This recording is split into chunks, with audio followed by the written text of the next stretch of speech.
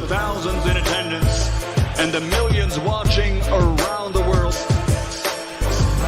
Ladies and gentlemen, let's get ready to rumble! Yeah. What's up? It's that boy Coach Malachi Williams in the building. We back. New media today, USA Boxing. We back. Yes, y'all. The old boy's back. You know, I took a little vacation yesterday. You know, I had took my day off. I had let Reverend Abernathy kind of run the show a little bit yesterday, man. He told me y'all had a good time yesterday. The good Reverend Abernathy told me y'all had a good time yesterday, man. So it is what it is. I'm so happy that you know, y'all enjoyed the good Reverend from what he told me. Y'all enjoyed the good Reverend. And let's go ahead and give everybody a round of applause for, you know, who showed up at church yesterday. Everybody a round of applause. Boy, we're going to have a good show tomorrow. If you're new to the channel, please subscribe, hit the like button. As a matter of fact, let me go ahead and give everybody a salute. Salute to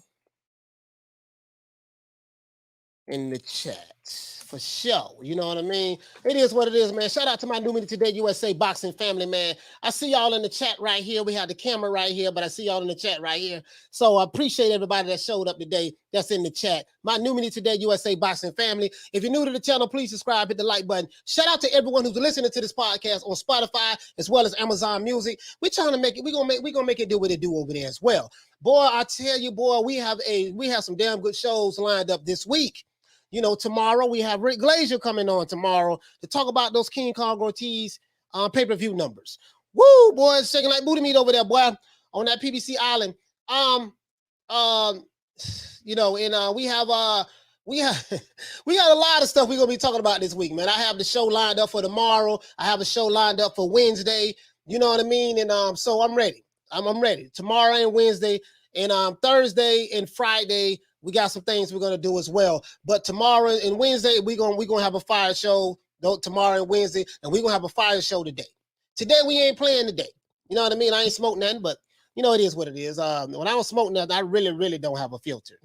When I don't smoke anything, I really don't have a filter. You know what I mean? And that's being honest with you. You see what I'm saying? So you know, when I don't smoke, well, I go in. But anyways, I'm gonna be on my best behavior. The Reverend Abernathy, he said he's trying to work on me. He said that, I be ruffling too many feathers and I need to, temper down a little bit. So I'm in need of prayer, from the good Reverend. So the good Reverend, I give my donations to the church, and the good Reverend, he put a little oil on my forehead, my forehead.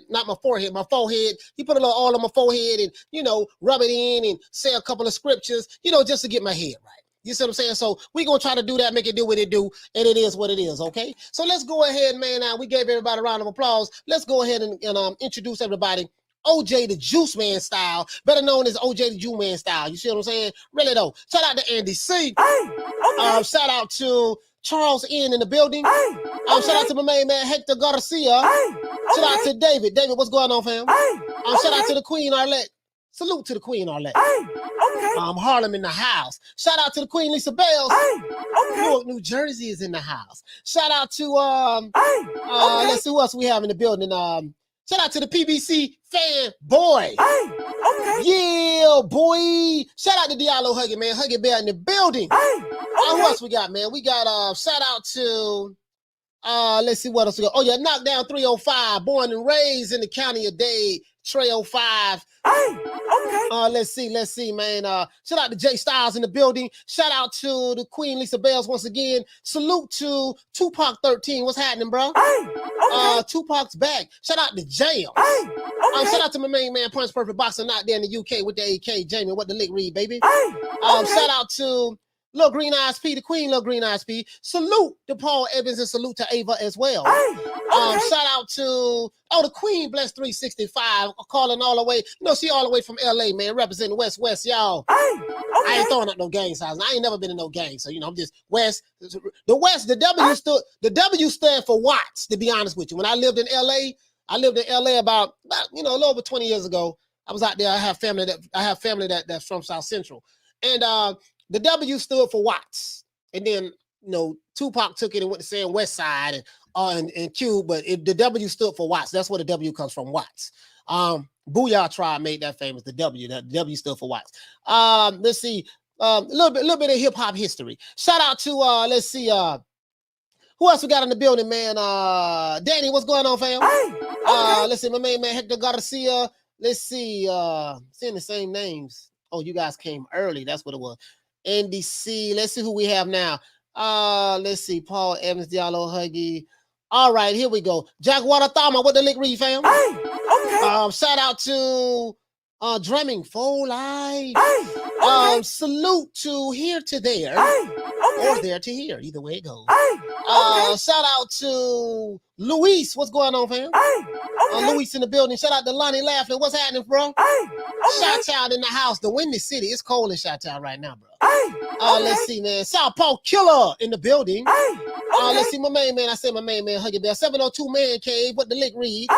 Let's see. Mauricio, what's going on, fam? Mauricio, what's going on, my bro? Juliano, what's happening? Juliano Valentino, what the lick read? Shout out to Larry Baldwin. Let's see, Victor Garcia, what's happening? This is boxing, yes sir, it is. He said, where's the curls, coach? Oh man, the curls, that's Reverend Abenaki, man. The coach wasn't here, man. That was Reverend Abenaki. I keep telling y'all that, man. Reverend Abenaki, man. Shout out to James Brown. Hi, what's going on, fam? Shout out to Double SC in the building. Shout out to Batman Boxing Talk. Let's see, them boys out there, man, in DC, man. And can't forget about B-More in the house as well, B-More. Shout out to Leon Williams. What's going on, fam? Let's see, Carl Hansen, what the lick read from down under? Smile back if you're ugly, what the lick read? My main man, Big Ronald Finkley, what's happening, bro? Let's see, man. My main man, Haleen, man. Haleen from the UK with the AK. CB3 in the house. Victor Garcia. Mizzy Mike, what's going on, fam? Let's see who else we got. Healthy Bearded. What's happening? Let's see. I think you're new to the channel. If you're new to the channel, please subscribe to the like button, man. I really appreciate that. Let's see what else we got. Let's see. We have Bullseye. Let's see. We have Joe Mama. Joe Mama, what's going on, fam? That's a DJ. That's a DJ here, man. You know, Joe Mama. I think it ain't Joe Mama Johnson. Joe Mama, man. They got Joe Mama, and then they got another DJ named Bubba the Love Sponge. Really though. Shout out to Hoodie Smoke. Hoodie Smoke, you know what I mean? Shout out to Hoodie Smoke. Shout out to I think we got everybody, man. Darvin Renee, what's going on? I think I got everybody, man, so far. ADD, what the lick read? King KO, what's happening? George H. Let's see, man. He said, good evening, coach. Need some of that all on my forehead. Hey, I gotta talk to you know, Carl E. Abenaki, man. Carl E. Abenaki. We gotta talk to him, man. Let's see, man. Shout out to Hawk, Big Hawk in the building, man. Let's see. I think I got everybody. Big J, Big Jism, AG, what's going on, fam? Let's see, man. Alan Rosales. Oh yeah, brother, I got some stuff to say today. Shout out to Rod Rib Shows in the building. Douglas Duran, Paul CX, and I think that's, let's see what we got. James with the lick read, my brother James, man. Let's see, man. Wizard Sleeve in the building. Wendell Jackson. Shout out to Mr. Kerr TV for dropping that $2. Bam, super chat on your boy. Hey, Leroy. Super chat received. Playtime's over, boy. He said, I thought he was fighting Mukabu. No, Mukabu has a mandatory that he has to defend his belt against. So since he has a mandatory, you know, he's reached out to, you know, Jermall Charlo's team, and they're trying to see what they can work out. Right now, that's how that goes as of now. Doesn't necessarily mean this fight is going to happen, because Jermall Charlo is, I'll tell you about it. But yeah, you know, it is what it is, man. Jermall Charlo been shaking like booty meat since he came to the middleweight division. I have receipts. Let's see. Shout out to Massachusetts Fishing and Growing. Let's see, man. Salute to you, fam. Shout out to, I think that's everybody, man. Was it Sleeve?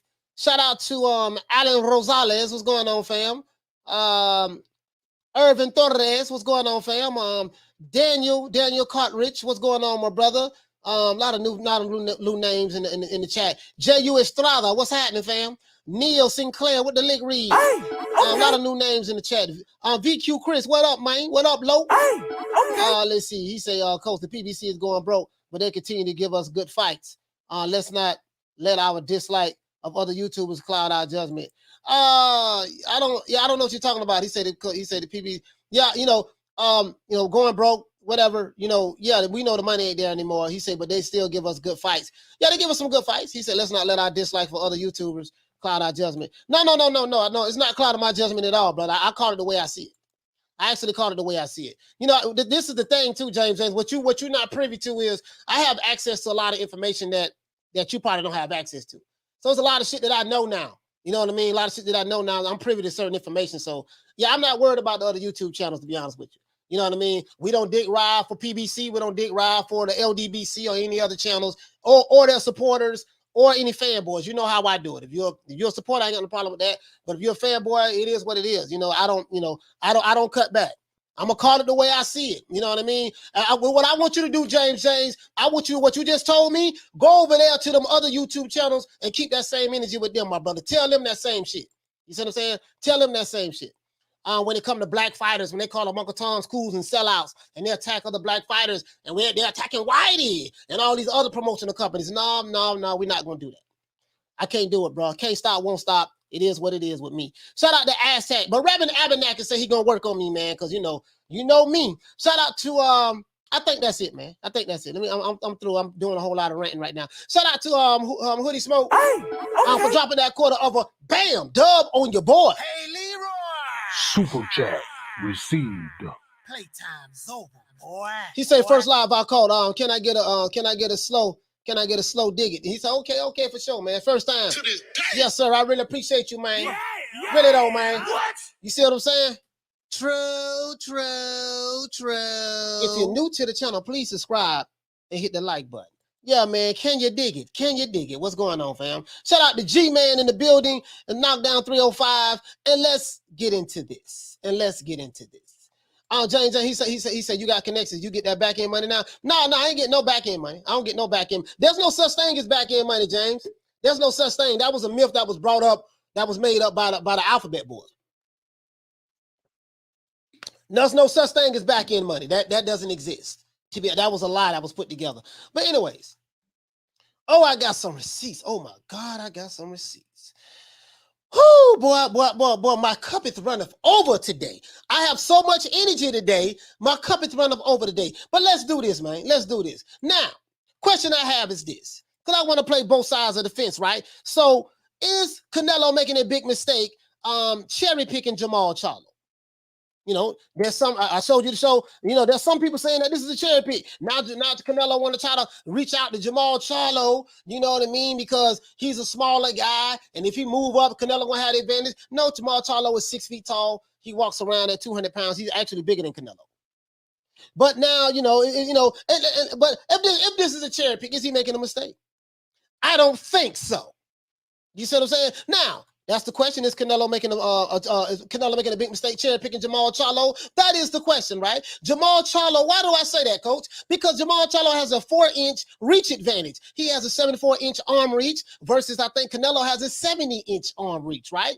Over Canelo. This is the advantage that he has, as well as a 4-inch height advantage. Canelo is like roughly 5'7.5", 5'8". I think he's 5'8", and Jermall Charlo is 6 feet tall. Now, Leonard Ellerbe, old Snotch's Nose, Garage Nose, my favorite promoter. Leonard Ellerbe says that Jermall Charlo's style is all wrong for Canelo. Now you know that Leonard Ellerbe said that same shit about Caleb Eggplant. He said the same thing about Caleb Eggplant, that his style was all wrong and he gonna beat Canelo, and we see how that shit worked out, right? Now, he said Charlo was too big. Leonard Ellerbe said Charlo was too strong, too athletic for someone of Canelo's basic style and stature. This is Leonard Ellerbe slash his nose.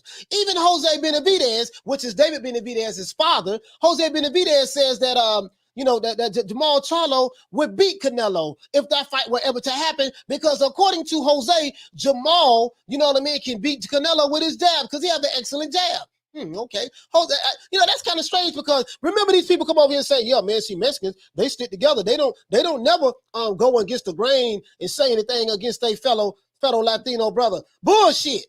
Jose Benavidez I think Jose Benavidez is from Mexico, and I know his children were born over here. Well, David Benavidez was born in America. So he's a Mexican-American, and he's picking, Jermall Charlo to beat Canelo Alvarez. So cut the bullshit and stop generalizing everybody, right? I told you, everybody's not one monolithic group of people. Everybody from every race is not one monolith. They don't think alike. So when you say dumb shit like this, you guys got to get checked for saying dumb shit like this. You see what I'm saying? Now, let's continue.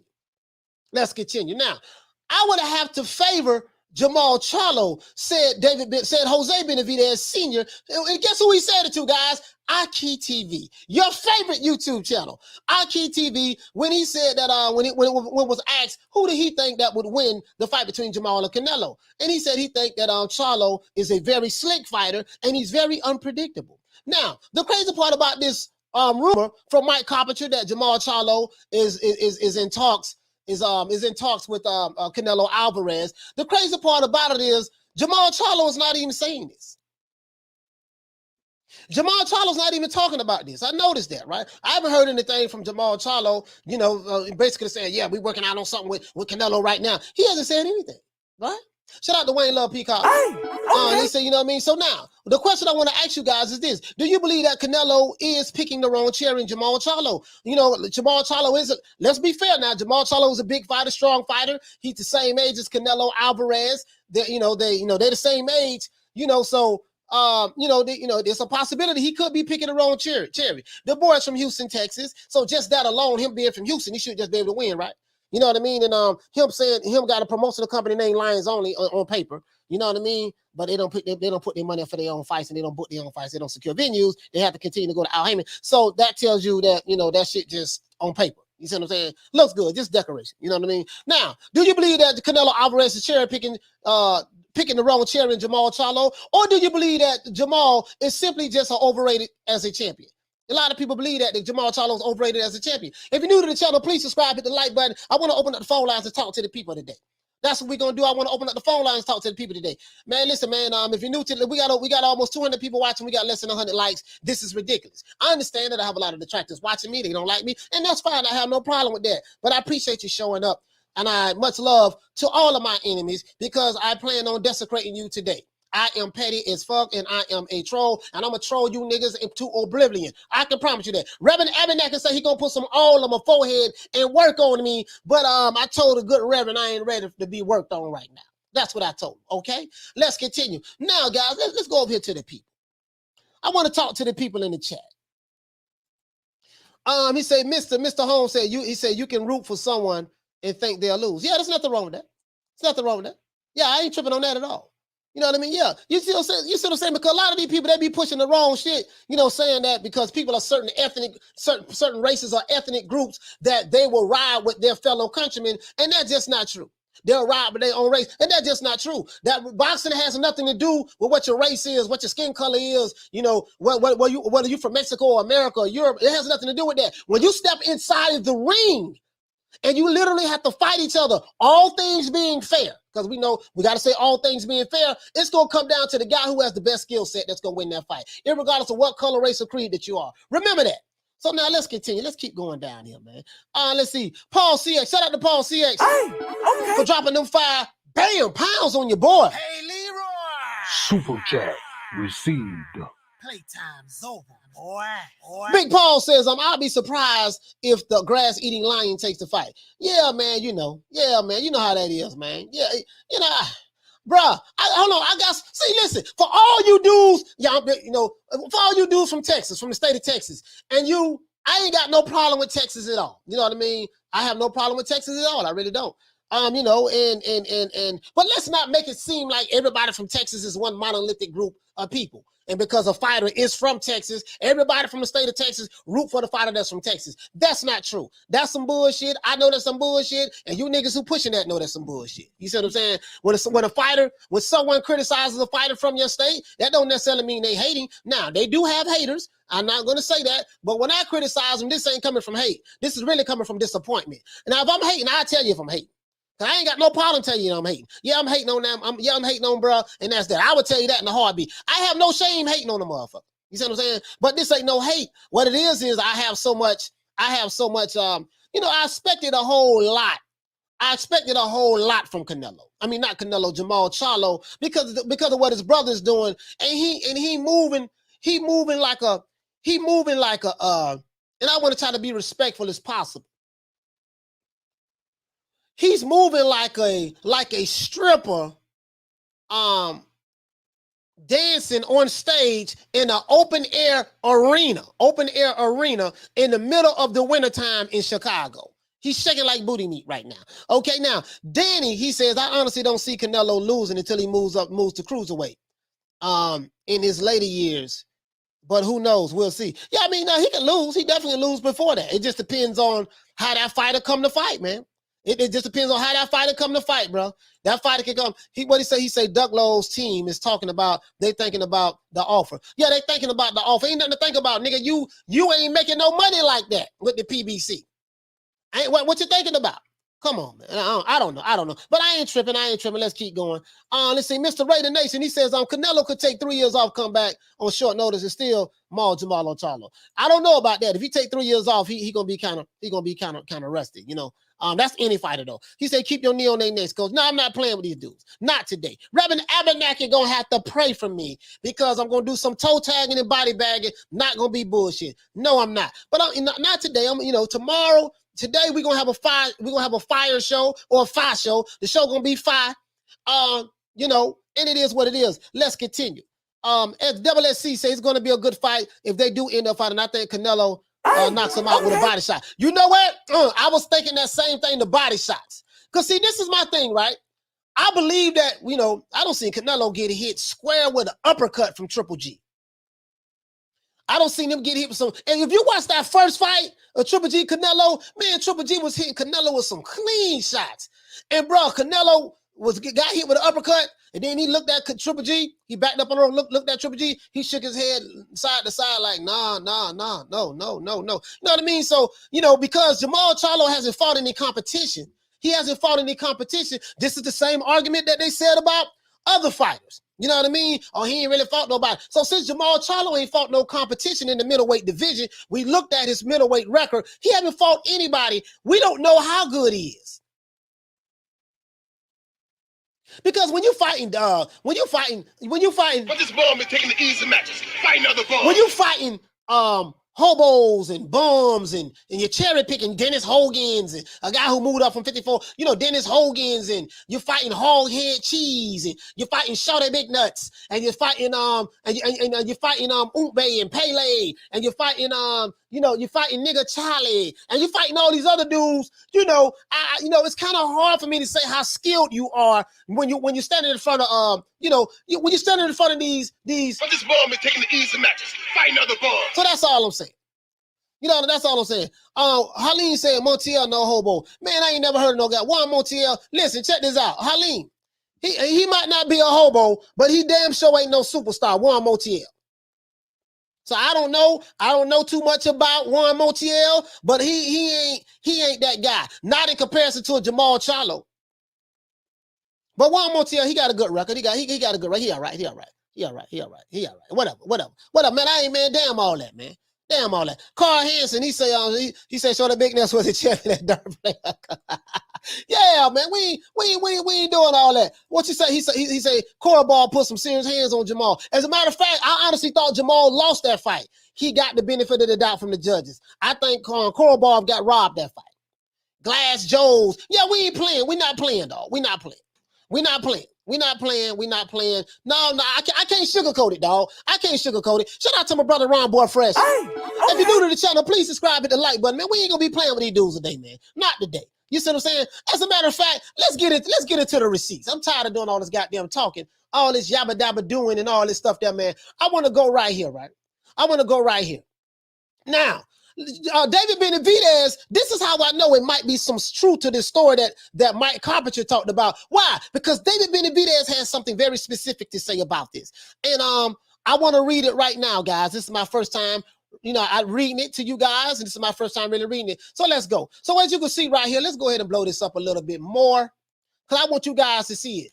Now, this is David Benavidez right here. Benavidez fired back at Team Canelo. If he's not going to fight me, then he needs to vacate the titles. So Benavidez say he want all the smoke, baby. Benavidez say he wants all the smoke. He said if Canelo ain't gonna fight him, they need to vacate the titles. Period. This is what David Benavidez is saying, right? Let's continue. Now, this was something, an interview he did January the 9th, okay? Earlier this morning. What the date? The day the 9th, right? No, the day the 10th. Okay, let's continue the day the 10th. Hold on, guys. Hold on. Here you go right here, man. Yeah, man, we're going to have, we're going to have a special guest on tomorrow, man. He been on this show before. We're going to talk about these Louis Ortiz and Charles Martin pay-per-view numbers. I found out about them, really yesterday, I think. No, today. I found out about them. And today, think it was yesterday. So we're going to talk about that. Shit, trouble in paradise. Let's continue. Now, David Benavidez said he want that Canelo smoke.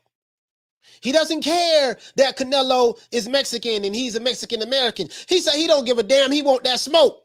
That's for all of you guys who pushing these fake narratives and fake propaganda, right? Let's continue. Now, David Benavidez says that he said it's all business, not personal for the 168-pound ace, David Benavidez Jr., as it relates to his desire to fight the division's unified, undisputed kingpin, Canelo Alvarez. The hard-hitting super middleweight contender is ranked number one. You know what I mean? That means he's the best. But this bomb is taking the easy matches. Fight another bomb. Hey, remember that? If you people don't know if y'all don't know what's going on, let me break it down to the people. I'm ranked number one. That means I'm the best. But this bomb be taking the easy matches. Fight another bomb. This bomb is taking the easy matches. Fight another bomb. He's ranked number one. This is what David Benavidez is ranked, right? The hard-hitting super middleweight contender is ranked number one in the WBC, and he said repeatedly for a while now that he has his crosshairs on Canelo Alvarez. The 25-year-old from Phoenix, Arizona, has been trying to regain his perch in the division after losing the WBC title twice to extracurricular activities. Yes, sir. But in a recent interview, Eddie Reynoso, Alvarez's manager and trainer, rebuffed David Benavidez's advances, criticizing his supposedly lackluster resume and that Alvarez would have no motivation to fight him. Now, this is some bullshit. I'm not going to sit here and lie. Let me stop right here. Now, Eddie Reynoso, I don't want to hear that shit about, in a recent interview, because this right here make it look like you shaking like booty meat, and it makes it look like that you're ducking. Not going to cap for you, Eddie Reynoso. Now, in a recent interview, Eddie Reynoso, which is Canelo Alvarez's manner, rebuffed David Benavidez's advances. Well, wait a minute. If he's number one in the WBC, how the hell you going to rebuff? You got to fight this guy. You see what I'm saying? If you want to keep that belt. Now, criticizing his supposedly lackluster resume and that Alvarez would have no motivation to fight him. Okay, cool. So if you're going to criticize David Benavidez's lackluster resume and say that Canelo would have no motivation to fight him, well, goddamn, Jermall Charlo got a lackluster resume as well. Shit, if Canelo could get motivated to want to fight Jermall Charlo, surely he can get motivated to want to fight David Benavidez. Jermall Charlo got a lackluster resume as well. He did nothing in the middleweight division, so cut it out. I can't cap. I cannot cap. I can't cap. Shout out to the Queen, Nick Rich. Alex Soto, what the lick read, baby?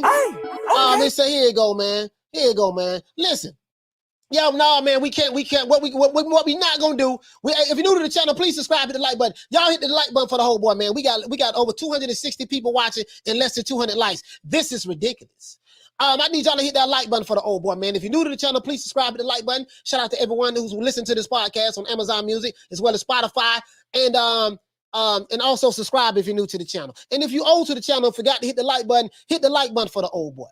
Now let's continue. Now, this is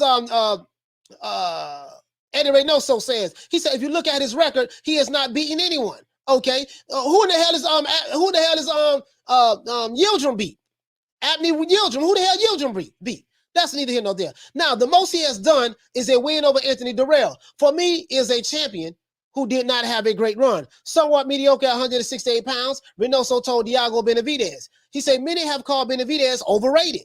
What motivates us to fight him? ? He has won practically nothing. He fights with C-class opponents. Benavidez took exception to these comments, and this is what Benavidez said. Now, he is right about David Benavidez's resume. David Benavidez's resume does look delicate. Can't lie about that. David Benavidez's resume does look delicate. But guess what? I can look at Canelo Alvarez's resume and see some fighters that he's fought. Those guys, some of those fighters' resumes look delicate as well. Abney Yildirim is one. You see what I'm saying? So let's keep it real now. Let's keep it real.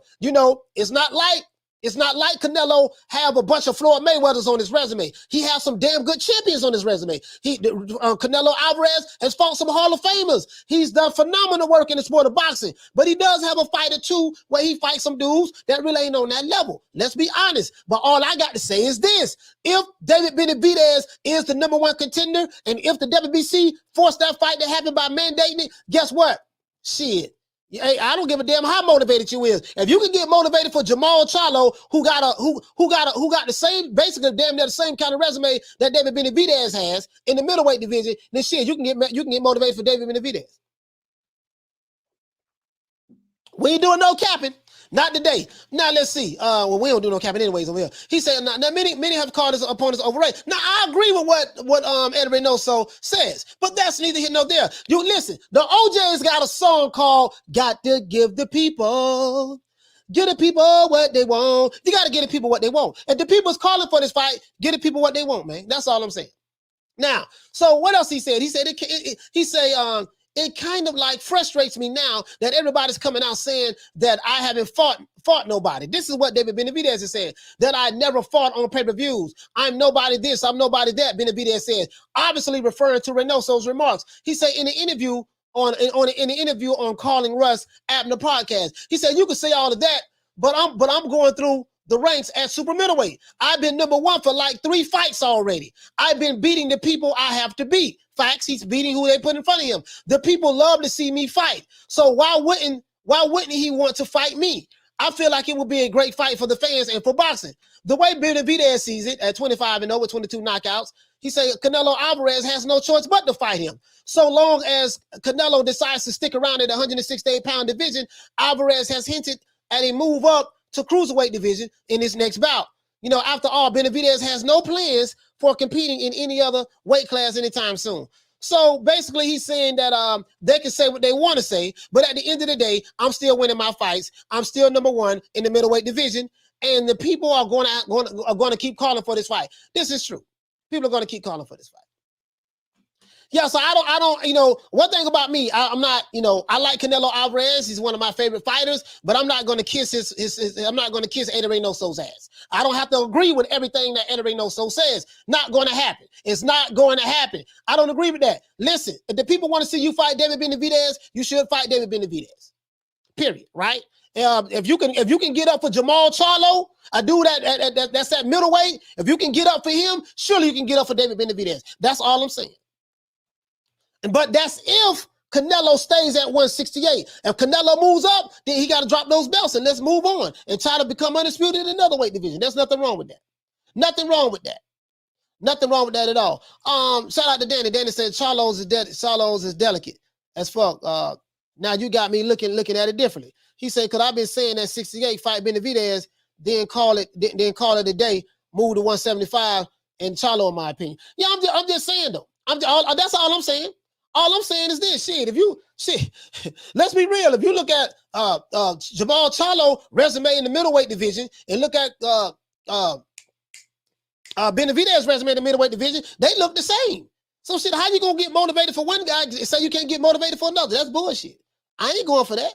No, sir. He said, Reese Mack says, many big name fighters have opponents on their record that wasn't on that level. Exactly. That's all I'm saying. So shit, what made David Benavidez any different?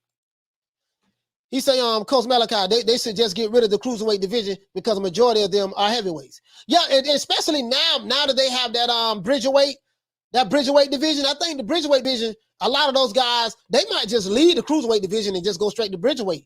You know what I mean? To be honest with you, that's what people might do. We say Canelo's similar to Mike Tyson. He can fight anyone like Tyson versus McNeely and still sell out. Yeah, that is true. That's true. You see what I'm saying? Let's see. What he say? He says when Canelo was going to fight Kirkland, everyone kept saying Kirkland would KO him due to what Jose Cotto did to him. Stop the cap calling Kirk and Cherry. Yeah, you get what I'm saying? Like, I was being facetious with not really facetious, because there's some people who was calling for this fight are now saying that Canelo only wants to fight Jermall Charlo because he sees weakness in him now. He's cherry picking Jermall Charlo because Jermall Charlo struggled with Juan Montiel. Remember Those same people who was calling for the Jermall Charlo Canelo Alvarez fight is now changing the narrative. Do you notice that? Now Jermall Charlo was a cherry pick. Shout out to Jamie Nieto for dropping that quarter of a bam, up on your boy. Hey, Leroy. Super chat received. Playtime's over, boy. Jamie Nieto says, I'm from Houston and I'm not a fan of Charlo because the way he moves and all he does is talk. You know what I mean? I talk to people in Houston and nobody knows who we believe that. Somebody got to know who he is, man. Ronald Finkler, Big Ron said Benavidez got some good bodies on his resume. Canelo ain't crazy, coach. Yeah. But listen, but Ron, it's cap from Ellerbe no, so that's all I'm saying. But let's go ahead and let's go ahead and do this. He said they saying they want to see Canelo fight Andrade after Canelo fights Charlo. Why when Andrade knocks out Charlo? Yeah, why they won't fight each other? See, guys, I can't. He say salute, coach. I hate when I'm late to class. Yeah, shout out to Ralph, man. Ralph, what's going on, fam? Hey, okay. You know what I mean? Listen, guys, let's do this. Let's do this. See, this is for all you Jermall Charlo. We gotta represent because he's from Texas fans. I wanna show you something because you've been saying, you know, Canelo been ducking Charlo and he's running from Charlo. And it is true. Canelo did drop his middleweight title, got elevated to the franchise championship. That is true. That's facts. And he ended up fighting David Bennett. No, he ended up fighting Daniel Jacobs and he fought Triple G twice. That is true. He did that. But he fought Triple G, the guy who didn't nobody want to fight, a guy who Jermall Charlo haven't fought. And he fought Daniel Jacobs, a guy who Jermall Charlo hasn't fought. And when I look at Jermall Charlo's resume, he has a history of ducking big fights in the middleweight division, starting with Daniel Jacobs. And guess what? Let's go ahead and see. Now at 54, he had some good fights at 54. Can't take nothing from him. He had some good fights at 54. That is true. But at 60, the man ain't did shit. At 60, this all we've been hearing from this guy. At 60. I'm sorry? 160 is my weight division. I want to unify. I want to get Golovkin in the ring. I want to bring him to Houston.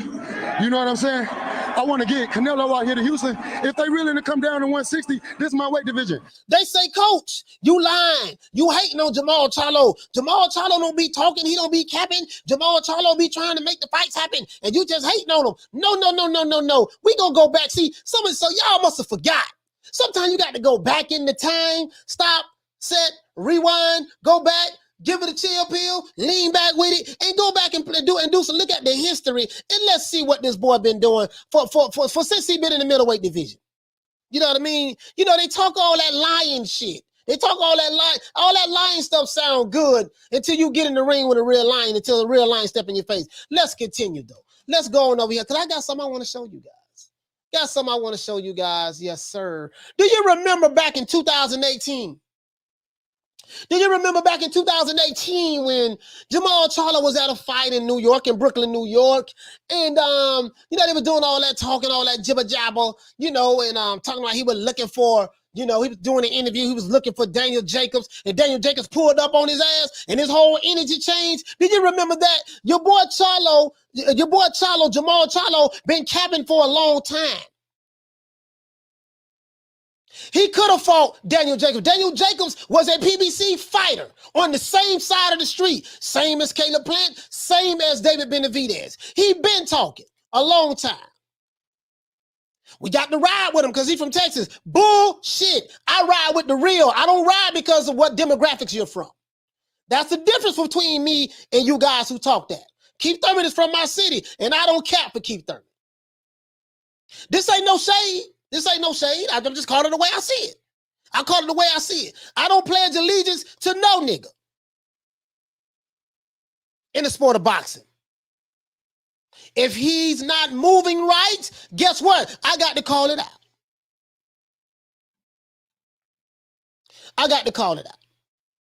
But here you go. Let's continue. Here go your boy right here. This dude been talking for a minute now, right? Hold on. Before I do this, it's fight hype. Before I do this, I want to give it some context. Jermall Charlo has been in the middleweight division for how long, guys? Since 2017. How many champions has he fought? 0. Jermall Charlo has been in the middleweight division for how long, guys? Since 2017. How many champions has he fought? 0. I want to make that clear for all of you. We got to ride for him because he's from Texas. Yes, this is for you.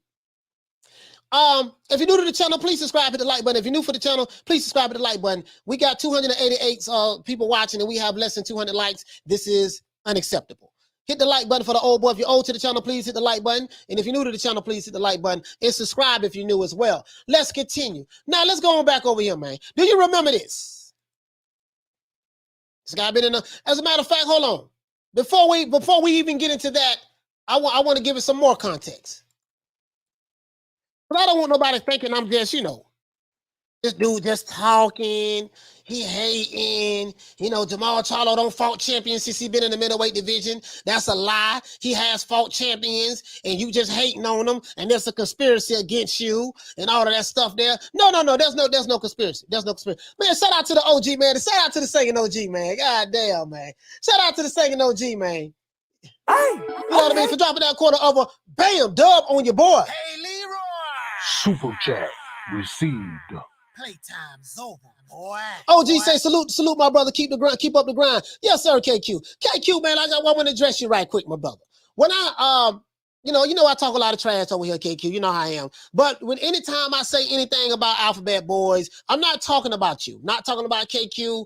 It's quite a few dudes from the LDBC I really like. That's really cool. I'm only talking about 3 people. You see what I'm saying? And I'll be more specific next time. But, I just want to let everybody know I got much love for KQKC. He's an OG in the game. I have a great deal of respect for this brother. I'm not just saying this because he's on the show or because he did a super chat. I don't count for nobody. I'm just letting you know I don't do that, but I'm just being honest. I respect the OGs. I really do. I respect OGs, but much love to you, my brother. I'm gonna keep it going. Anyways, now I'm not BSing around. When I say this, guys, listen, and it pains me to do this because listen, bro, y'all have no idea. Jermall Charlo is one of my favorite fighters in boxing, period. I love Jermall Charlo. Jermall Charlo in my top 5 right now. I got Jermall Charlo in my top 5. If I was to put together pound for pound, Jermall Charlo will probably be in the top 5. Let's see, if not top 5, top 6. He'll be in my top 10. I say he'll be in my top 10. But he might be in the top 5 though. But he'll be in my top 10. I love Jermall Charlo. But I don't say nothing about Jermall Charlo. Do you want to know why? Because Jermall Charlo moved differently than Jermall Charlo. But let's continue. Now, as I showed you right here before, Jermall Charlo moved up to the middleweight division in 2017. He's fought Jorge Sebastian. He's fought Hugo Centeno. This is when I think this is when Jermall Charlo say he was looking. This is in Brooklyn, New York, right? This is at the Barclays Center. This is when him and David what my main man is Daniel Jacobs had met up. He fought Matt Korobov, Brandon Adams, Dennis Hogan, Sergey Derenchenko. Now this was a good fight. I ain't got nothing to say about this fight. This is a damn good fight. Sergey Derenchenko and Jermall Charlo. Then he fought Juan Montiel, okay? 32 wins, 22 knockouts. Okay, cool. Now, there's nothing wrong with that. I ain't tripping on that at all. Let's continue, though. Now, they say, man, coach, you just been talking. Running your mouth, bumping your gums. No. I know what I'm talking about. This boy been doing this for a minute now. Shout out to Remy for dropping that $2. Bam, super chat on your boy. Hey, Leroy. Super chat received. Playtime's over, boy. Listen, hey, hold on. Sorry about that, fam. Hold on. Remy, what you say, fam? He said, "What up, coach? Jermall is an in-house kitten." Yeah, Jermall ain't got the same heart that his brother has. Let's continue though. Remember this, guys. I want you to listen to this very well. The pull up. Remember this? Any message to Centeno? Nah, no message to Centeno. All right. Get well. I see you retweet what Jacob said about you. Yeah, man. I'm looking for him right now. He was there too. Hold on. As a matter of fact, I want you guys to hear this. I want you guys to hear this very well. They said that any message to Hugo Centeno, he said, nah, no message at all. Just tell him to get well. He started smiling and laughing, right? And then they said, what message do you have for Daniel Jacobs? And he said that he said, I'm looking for him right now. That's what he said. So they're looking for Daniel Jacobs right now. That's what he said, right? So I want you guys to hear it on the phone because I don't want nobody. You know what I mean? I want you to hear it on the phone. You know, I want to make sure that you can hear it on the phone, okay? So bear with the old boy for a moment. I'm gonna get it right for you. I want to make sure you get it right. Okay, here it go right here. Bear with me. What the? Oh, wasn't he? Okay. Sorry about that. Number three. So we're going to do it like this here, guys. I do not own the rights to this material. This is for educational purposes only. I do not own the rights to this material. This is for educational purposes only. I want you guys to listen to this, hear this, and hear this well. Because we got to go back in the time. This nigga been capping. He been capping, ducking and dodging, shucking and jiving. He been going through the... But this ball been taking the easy matches, fighting other balls. Anytime you hear a promoter or a fighter, but definitely Floyd Mayweather, promoter, say that, I believe in working smarter, not harder. We believe in working smarter, not harder. We believe in working smarter, not harder means we believe in cherry picking and ducking. Anybody who tells you that they believe in working smarter, not harder. I said harder, not smarter. Anybody who tells you that they believe in working smarter, not harder, that means that they believe in ducking and cherry picking. That's what that means. Shout out to Jamie Nieto for dropping that quarter of a bam dub on your boy. Hey, Leroy. Super chat received. Playtime's over, boy. Jamie, and listen, if you're new to the channel, please subscribe to the like button. We got almost 400 people watching, and we got less than 200 likes. This is ridiculous. He says Charlo hasn't fought one champion since he became champ at 160, and he thinks he deserved a Canelo fight. Listen. I'm past the part where whether he think who deserved what. I'm past that. I just want to see the good fights happen. Whether it's a Jermall Charlo versus Canelo, whether it's a David Benavidez versus Canelo, whether it's goddamn King Kong versus Godzilla. I just want to see the fights. That's all I care about. And the problem that I always had was this, guys. You guys want Canelo. Yeah, I get it. If you don't like Canelo, that's fine. Ain't nothing wrong with that. You think he'll drug cheat? He's the worst fighter in the world. Nothing wrong with thinking that, right? Nothing wrong with thinking that. But my only problem is, I don't want to hear that you want to see this guy fight King Kong, Godzilla, Mothra, Gamma Voltron, you know, the Dinobots, Grimlock, Megatron, Optimus Prime, Bumblebee, Starscream, Soundwave. You see what I'm saying? Well, all of these other guys, you want him to fight all these other guys when Jermall Charlo ain't fighting no goddamn body. But this ball been taking the easy matches, fighting other balls. Y'all don't keep that same energy with Jermall Charlo. I get it. You don't like Canelo? I ain't got no problem with that. I'm not a Canelo fanboy. You know me. We got the 16 commandments. I took it back up to 16. We're gonna go over that. We got the 16 commandments from the boxing guys over here. So we got a code that we go by over here. The boxing code. You see what I'm saying? We the only community that have one.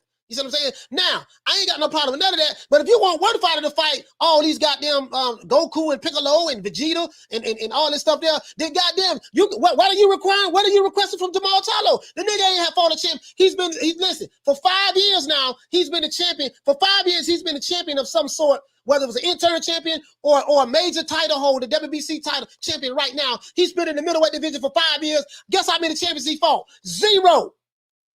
None. Nigga, this ridiculous. Come on, man. Shout out to Agent Big 30 for dropping that quarter of a bam dub on your boy. Hey, Leroy. Super chat received. Playtime's over, boy.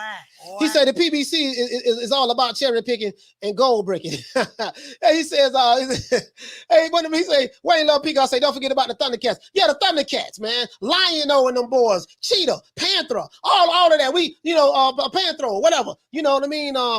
Yeah, man. Yeah, all of that there. Let's continue though. Remember, I want you guys to remember this, right? Remember this? Remember this? This 4 years ago now. 4 years ago. Nah, no message to send to look. All right. Get well. I seen you retweet what Jacob Yeah, man, I'm looking for him right now. He was there too. Yeah, I know. Tried that New York. I know, man. Yeah. You know, I'm ready to fight anybody, man. Yeah. Ain't gonna lie to you. I'm really like. Hold on, guys. We're gonna get it back right now. Yeah. I'm back to the old me. Yeah. You know what I mean? So it is what it is. Like, where you at? I'm in Brooklyn. Yeah, you out here looking for daddy. All right, so He's saying, where he at? I'm in Brooklyn. He's supposed to be out there looking for Daniel Jacobs, right? He looking for Daniel Jacobs, right? He got his goons around him, you know, with the hang-ons or these his homeboys, his posse. He got them dudes around him, right? The broke niggas who just happy to be with the nigga who got money. So you got those dudes around him, right? And he feeling himself. I think he just had a fight with Hugo Centeno Jr. You know, he ran through him right quick. So he's feeling himself right now. But little did he know the pull-up was coming. The pull-up was coming, so I'm just giving some context. And they asked him, what about Daniel Jacobs? He said, I'm looking for him right now. Where he at? So let me take it back a little bit. Take it back to 22. And I'm going to just let it play, and we're going to stop it periodically, okay? I gotta give these new booties some context. Ain't nobody hating on Jermall Charlo over here. I'm going to show you some, because some of y'all must have forgot. But this ball been taking the easy matches. Fight another ball. Let's continue. Let's continue. Let's continue. Lord have mercy. Fight anybody, man. Yeah. Ain't gonna lie to you. I'm really like, I'm back to the old me. Yeah. You know what I mean? So it is what it is. Like, where you at? I'm in Brooklyn. Yeah, you out here looking for Danny Jacobs. Wherever they at. I'm about to start to get on my Shannon the Cannon shit. Okay. So you gonna pull a Sean Porter too? And Nah, I just want to know what's up. Like, all right, I feel you. Yeah. You know what I mean? You feel some type of way. Let's get it on. Like, let's get this Centeno fight. That's over. Man, that's a fight that's I got already it in my won. blood. You know what I mean? BK. But yeah, man. I'm with. So now, you know, you see, he's feeling good right now, right? He's feeling good. Lord have mercy, he's feeling good. He in BK. Now, as you don't know, Daniel Jacobs is from Brooklyn. He's in Daniel Jacobs' backyard. He had a fight with Hugo Centeno. You know, he was feeling himself, right? And guess what? Canelo fought Daniel Jacobs. Triple G fought Daniel Jacobs. Daniel Jacobs fought Canelo and Triple G. Yeah, he did that. He did that. How many champions have Jermall Charlo fought since he been in the middleweight division for 5 years? 0. 1, 2, 3, 4, 5, 6, 7, 8, 9, 0. Been a middleweight champion for 5 years. He was an intern champion first. Didn't fight no other champions, right? It wasn't his fault. Canelo did avoid him. Canelo dropped his belt because he didn't want to fight him. That is true. He didn't want to fight him, but he fought. He got elevated to the French fries belt, and he fought Triple G, and he fought Daniel Jacobs. That's true. Canelo didn't fight the guy. That's how Jermall Charlo became champion. That's facts. All right. Now, but let's continue. Let's continue. Let's continue. I ain't dodging nobody. I ain't never ran from nobody. So it is what it is. Jacobs want to fight? Let's fight. You feel like that, man? Let's skip this Centeno fight. You ain't got to take your next fight either. They think my opponent is whatever he is. They think his opponent is with us. Skip that shit. Let's get to the bag. Charles, respect to you that you're saying that you'll take fights back to back if you had to every 2 to 3 weeks. I mean, I don't gotta suffer to make no weight. I ain't taking no punishment. You know, shout out to every boxer that's out here in the world, man. They fight for a living. So I get it, you know, and I like what he said. Shout out to everybody, every boxer that boxes in the world. They fight for a living. He ain't taking no punishment. Well, no, you ain't gonna take no punishment. But this ball been taking the easy matches. Fight another ball. See, the thing is, when you cherry picking and fighting C-class fighters, you ain't gonna never take no punishment because when you believe in fighting smarter, not harder. And I don't believe a fighter should take unnecessary punishment. But when you are the creme de la creme, you at the top. When you fighting other top-notch fighters whose skill set is just as good as yours, it's gonna be some punishment. Let's continue though. Let's continue. Lord have mercy. I just had to remind, dude. I had to go back and remind these dudes who say, "Coach, man, you be hating on Jermall." No, I ain't hating. I'm finna show you that your boy been moving real delicate for 5 years now. For a reason, I'm here, man. But ain't nobody gonna be walking around with my name in their mouth. I'm about that shit. Like you want to fight? Let's fight. You have that contract by HBO. You go to HBO. I go to HBO. I go to the UK. I'll say, Eddie Hearns, what up? Man, I got the best manager in the world. They're gonna make this shit happen. Trust me. I'm with it. I ain't lying to you. Now, you notice he said, you know, he got the best manager in the world. He'll go to the UK. He'll fight on HBO. Listen to his energy. Now, what I want you guys to notice is listen to what he said 4 years ago and look at what has transpired 4 years later. That's why I'm talking about this. Look at what he did 4 years ago and what he was saying 4 years ago and what has happened 4 years later. Nothing. This dude. But this bum is taking the easy matches, fighting other bums. Cherry picking, bobbing and weaving, sucking and jiving, you know what I mean? And fighting tomato cans. That's what's been going on. True, true, true. Boy, I am not going to cap today.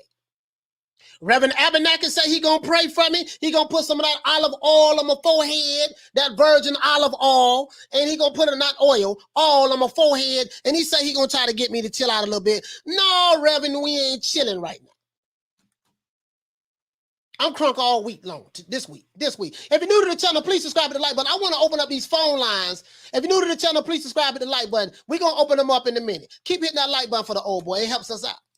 Let's continue. Let's listen to the lion. Let's listen to the lion. All right, he says it don't matter. I'm with it. We both Al Heyman, whatever. Man, look, I'm not here to discuss another man. You know what I mean? It's about me, my show. When the mind meet up with the physical ability, that's when you in your prime. That's why I'm at right now in my life. And look, it is what it is. I ain't worried about what they talking about. Let's get it. You want to fight me? Let's fight. Jermall, I asked you the other day if when you hear things like, oh, he's got to earn his way into this division, you know, he hasn't fought anybody, do you think that's code for we don't want to fight you? Nah. There you go. There you go right there. Now here comes Jacobs. Nah, it ain't that you got to earn your way in the division. I'm in the division. Oh, I came at the perfect time. Perfect goddamn time. You already know.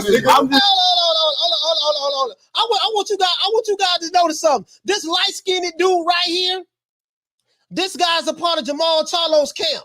He doing a whole lot of talking. That's the dude talking about, yeah, you came at the right goddamn time. Nigga, what you gonna do? Oh, I'll be sure looking ass nigga. You know what? Did you notice? You notice that, you know, these dudes who have money, you know, like the Charlos and just different celebrities, they always got when they have their entourage, they always got this one hype man, old Flavor Flav ass nigga. Too Big MC ass nigga. Yeah, he talking like he gonna be the one that's gonna swing on Jacobs. Jacobs ain't even paying his ass no goddamn attention. Always got the hype man on the side. Shout out to Ralph Reacts for dropping that quarter of a bam dub on your boy. Hey, Leroy. Super chat received. Playtime's over, boy. He said, you on fire today. Let's go. Salute for the real. Yes, sir. I appreciate that, fam. Shout out to Julian for dropping that quarter of a bam dub on your boy. Hey, Leroy. Super chat received. Playtime's over, boy. Julian said, new to the channel. I appreciate that, fam. If you're new to the channel, please subscribe, hit the like button, Julian. He say drag and drop some good knowledge, man. He say entertaining facts, good stuff, man. Props. I appreciate that, bro. Listen. Jacobs, he literally didn't have anybody with him. He had a couple of people with him. He pulled up, and you got the hype man right there. Oh, I'll be sure looking ass nigga. Looking like a broke ass I'll be sure. A broke pole version of I'll be sure. Instead of night and day, nigga, you day and night. Let's continue, though. Let's continue. Jay and Jacobs pull up. He ain't tripping. I'm just trying to figure out what we're doing. You want to fight? You both got fight. No, that's all love. That's my man. We can skip the shit. Let him talk. Yeah. I'm just trying to figure out like what we doing. We gonna play back and forth or like? You said go to HBO. I do whatever you want to do. Ducking you to go on HBO? No. Bro, you ain't even touching M yet. I'm touching M's.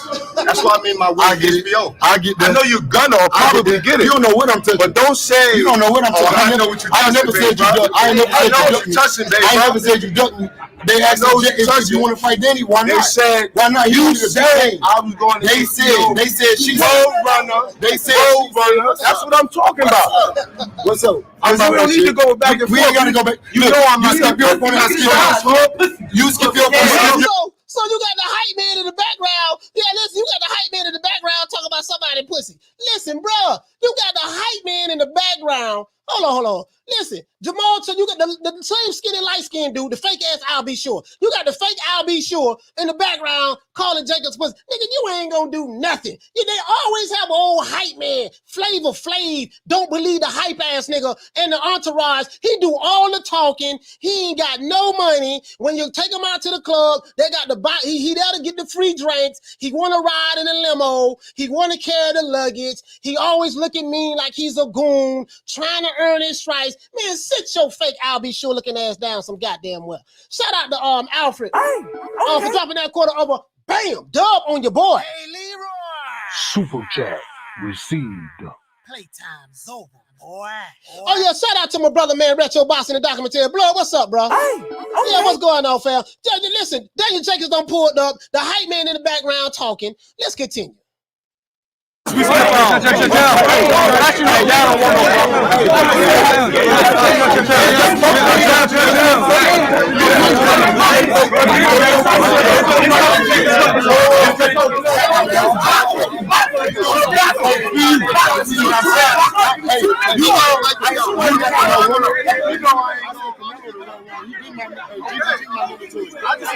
We're gonna see what's up. I'm hearing people saying you said pull up. I'm pull up name. I don't know what that means. All right, so you take care of old boy. You know what? I already know. You know what I'm saying? You know, y'all both got two irrelevant ass. You know my rap. So Daniel Jacobs is saying, you said pull up. What does that mean? I'm pulling up. What does that mean? So this is what Daniel Jacobs is saying. He said, you said pull up.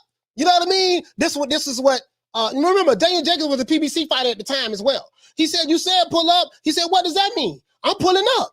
And so Daniel Jacobs, they talking. Now Jermall Charlo is talking back. As you can see, you see the fake I'll Be Sure right here. Oh, I'll Be Sure looking ass nigga. He looking through the phone while it's being recorded. Now he's sitting there. The hype man came over here now. You know, these hype men make me sick. Hype men be getting, man, these hype men, they get on my nerves, bro. Let's continue. You know what I'm about. Okay. You know how about y'all folks get out fight? Don't shake it, you know. Don't make sense. You know. The hype man.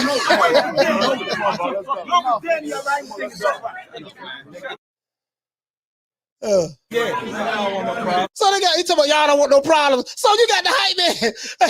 Now you got to hit on the hype man. Wait, let me show you what I'll Be Sure looking ass nigga at. Now after they get through talking, I want to show you something. After they get through talking, you know what I mean? You're gonna see you gonna see the fake I'll Be Sure night and day ass nigga. So really this is Jermall Charlo crew and Daniel Jacobs, one of his dudes finna get into something. You see the old fake I'll Be Sure looking ass nigga sitting right there, right? He's sitting there. This other dude, I guess it's one of Jermall Charlo's goons. You know, he's supposed to get ready to try to flex on something. I'm gonna tell you something. When you in someone else's city, it's always best to be on your best behavior. I'm gonna tell you why. It's not your city. When you in somebody else's backyard, that rah-rah shit cool, but when you are in their territory, they control the environment. Because it's a phone call, a snap of a finger, and no matter how many guys you have with them, when you're in their city, they can always bring more. So the hype man, you see the two fighters that's talking. They talking, right? You see old I'll Be Sure looking ass nigga over there, right? This nigga here. Let's continue though. Well, you know, they gonna keep going. I'll Be Sure gonna slide his ass over here. Now he over here gonna get next to Jermall Charlo. These two over here, this dude look like he fixing to get in a squabble with one of Jermall Charlo's, with one of Daniel Jacobs' goons. Anyway, so this nigga right here, now he talking. Now why is he talking? Now, you see this nigga right in his mouth? Why is he talking? Oh, pretty boy ass nigga. What? Listen, Jermall Charlo talking to Daniel Jacobs. Daniel Jacobs hit him on the chest before he walked off. He tapped him on the chest right there, like, all right, my nigga. They shook hands. He said, all right. He said, I'm gonna see you. And that's it. He tapped him on the chest. And then Daniel Jacobs just walked off. Like, yeah, man, you know, he just had to check that temperature, man. Check that oil. He just had to check his oil right. Can you check his temperature? Yeah, I don't know. So, and these niggas over here sitting there talking. They're like, okay, all right. But anyways, this what happened though. So why am I doing this? Shout out to Franklin Sherry for dropping them 5 pounds on your boy. Hey, Leroy. Super chat received. Playtime's over, boy. Franklin Sherry, salute. She said, salute, coach. I appreciate that. See. Some of you guys who say I be hating on Jermall Charlo, no, I got to show you. This was 4 years ago. Him and Daniel Jacobs was on the same side of the street. They supposed to have been fighting then. Guess what? Daniel Jacobs fought Canelo. Daniel Jacobs fought Darrenchenko. Daniel Jacobs fought he fought Triple G. Jermall been in the middleweight for 5 years. A champion, interim champion, and now the current WBC champion. How many champions has he fought, guys? 0. None. Has he fought 1? No. Did he fight 2? No. Maybe he fought 3. No. Did he fight 4? No. Did he fight 5? No. Did he fight a half of a champion? No. The nigga fought 0 champions. Facts. I think David Benavidez, he haven't fought any champions neither, to be fair. So why did I show you this old video from 4 years ago? Because I wanted to give it a proper context. This dude been capping. He's been capping. Was offered money to fight Canelo Alvarez. They turned it down. Now, Canelo did give up his belt to avoid fighting him. That is true. That's true. But Jermall Charlo did avoid the opportunity to fight Canelo when the contract was offered to him, and he turned it down. Jermall Charlo confirmed it. Jermall Charlo confirmed it. So what's good for the gander is good for the goose. If you say one guy ducked the other guy to keep from fighting him, he turned the fight down. So you got to keep that same energy. Look at this dude here.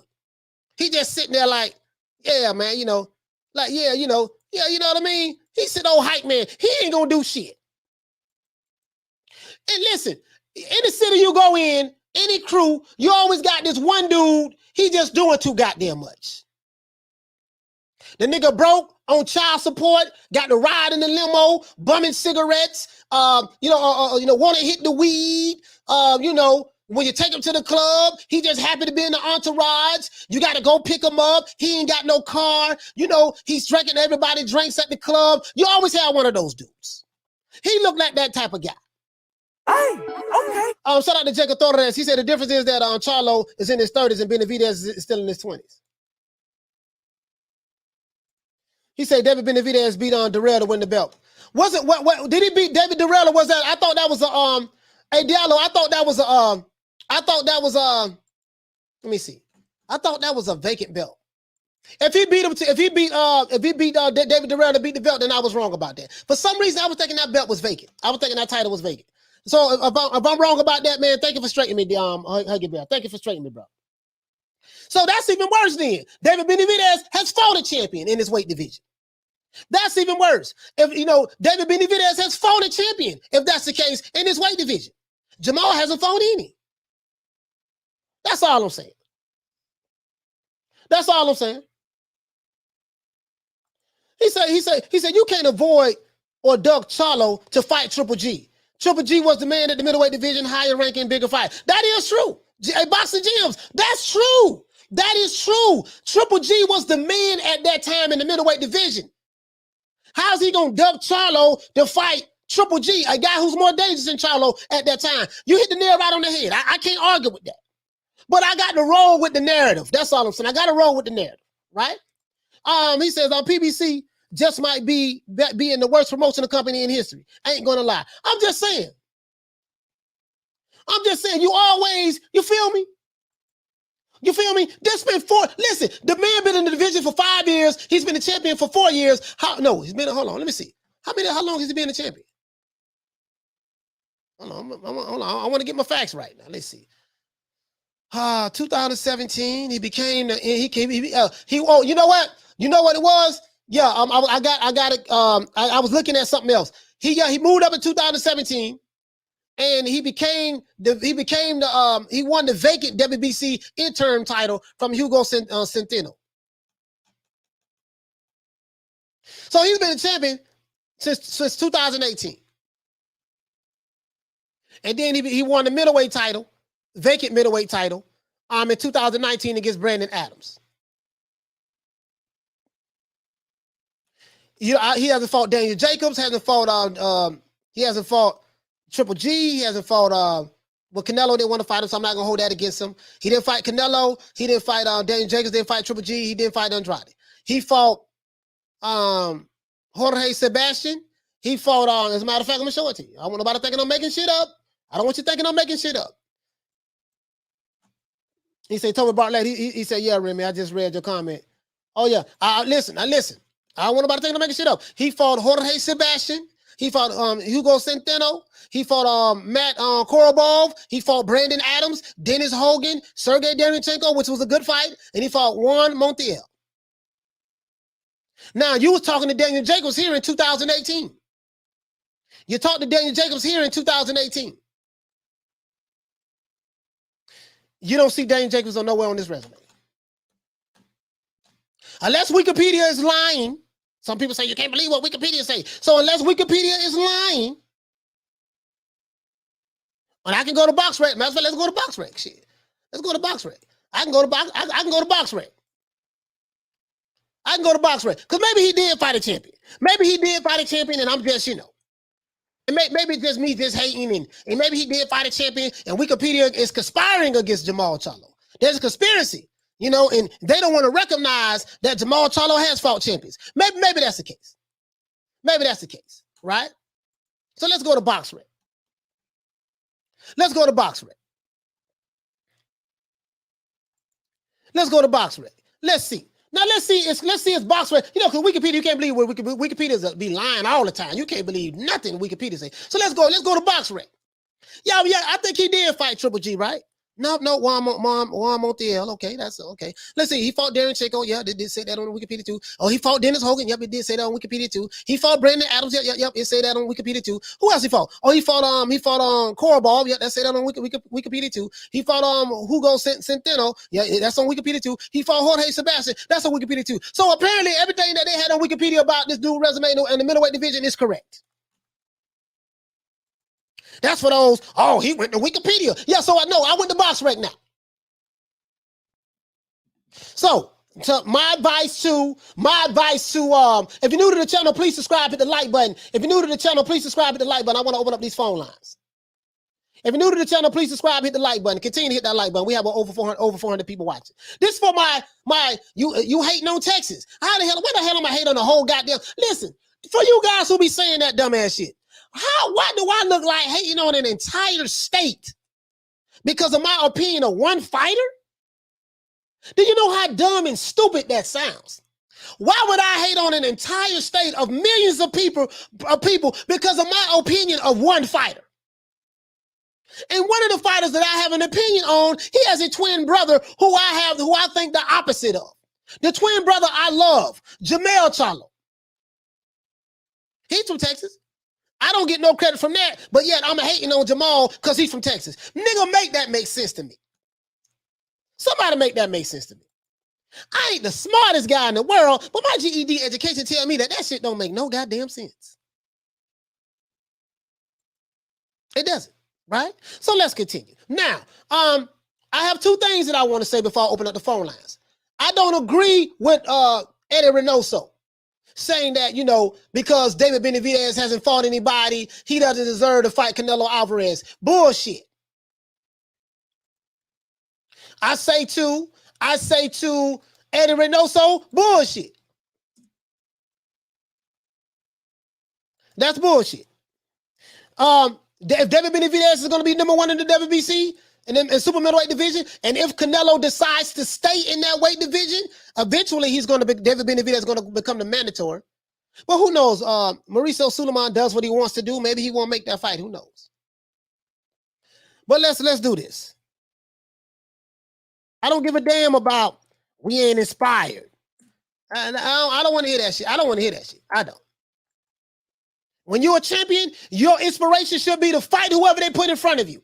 When you are a champion, your inspiration is I'm going to fight whoever they put in front of me. If a nigga want that smoke, he going to get it. Marvelous Marvin Hagler, you will never hear Marvelous Marvin Hagler say what Eddie Reynoso said. Marvelous Marvin Hagler say, oh, that's who the people want me to fight? That's who they say I'm scared of? Okay, what John Mugabe at? Let's make that fight happen. Oh, he's number one in my division and trying to take my belt? Okay, let's make that fight happen. Let's continue.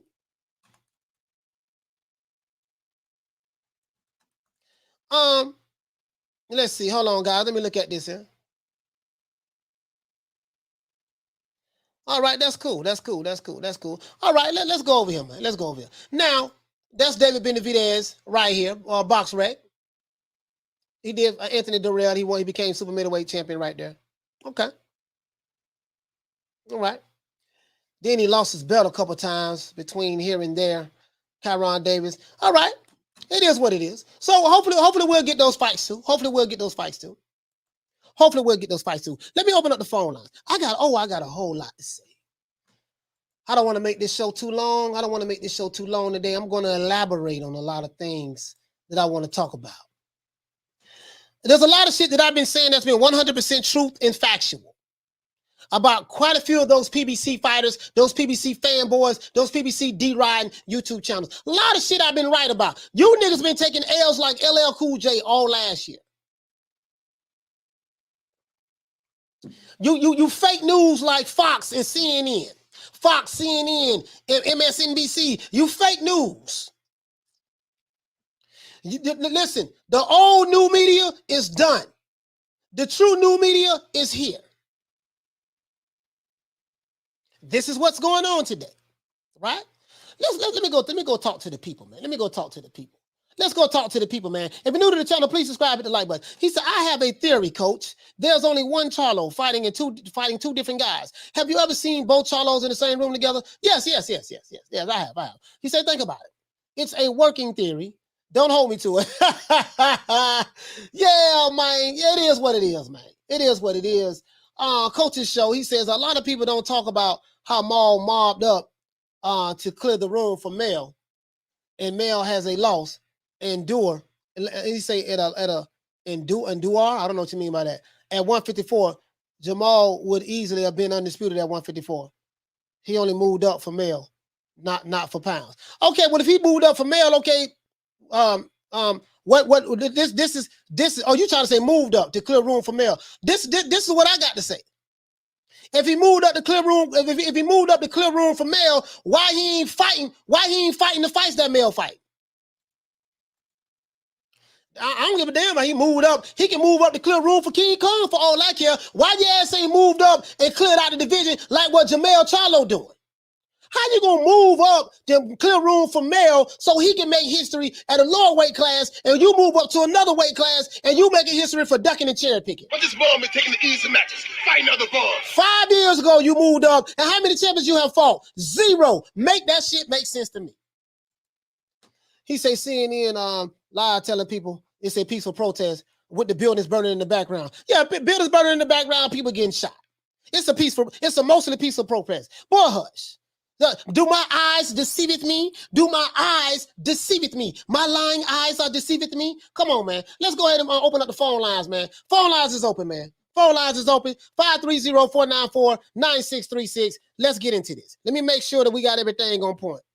Let me make sure I got everything on point, man. I got everything on point. I'm tripping. Phone lines is open. 530-494-9636. Let's get into this. The old boy want to talk to the people. If you're new to the channel, please subscribe, hit the like button. If you're old to the channel, hit the like button and share this video as well. Okay? Y'all do that. Do that for the old boy. Let's see.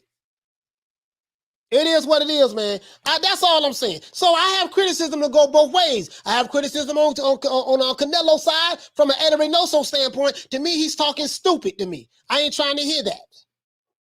And the criticism, I just want to show you guys, Jermall Charlo been capping for 5 years now.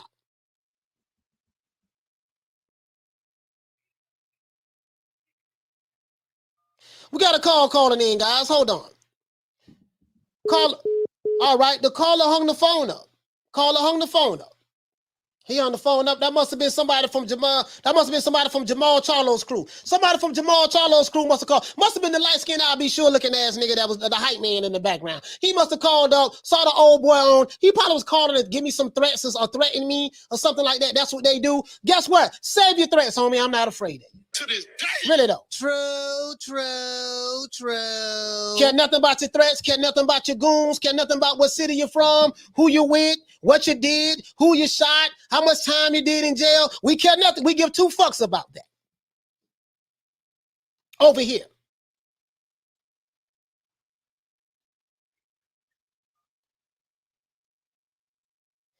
All right, we got another call calling in. Caller, what's your name? Caller, what's your name? Where you calling from?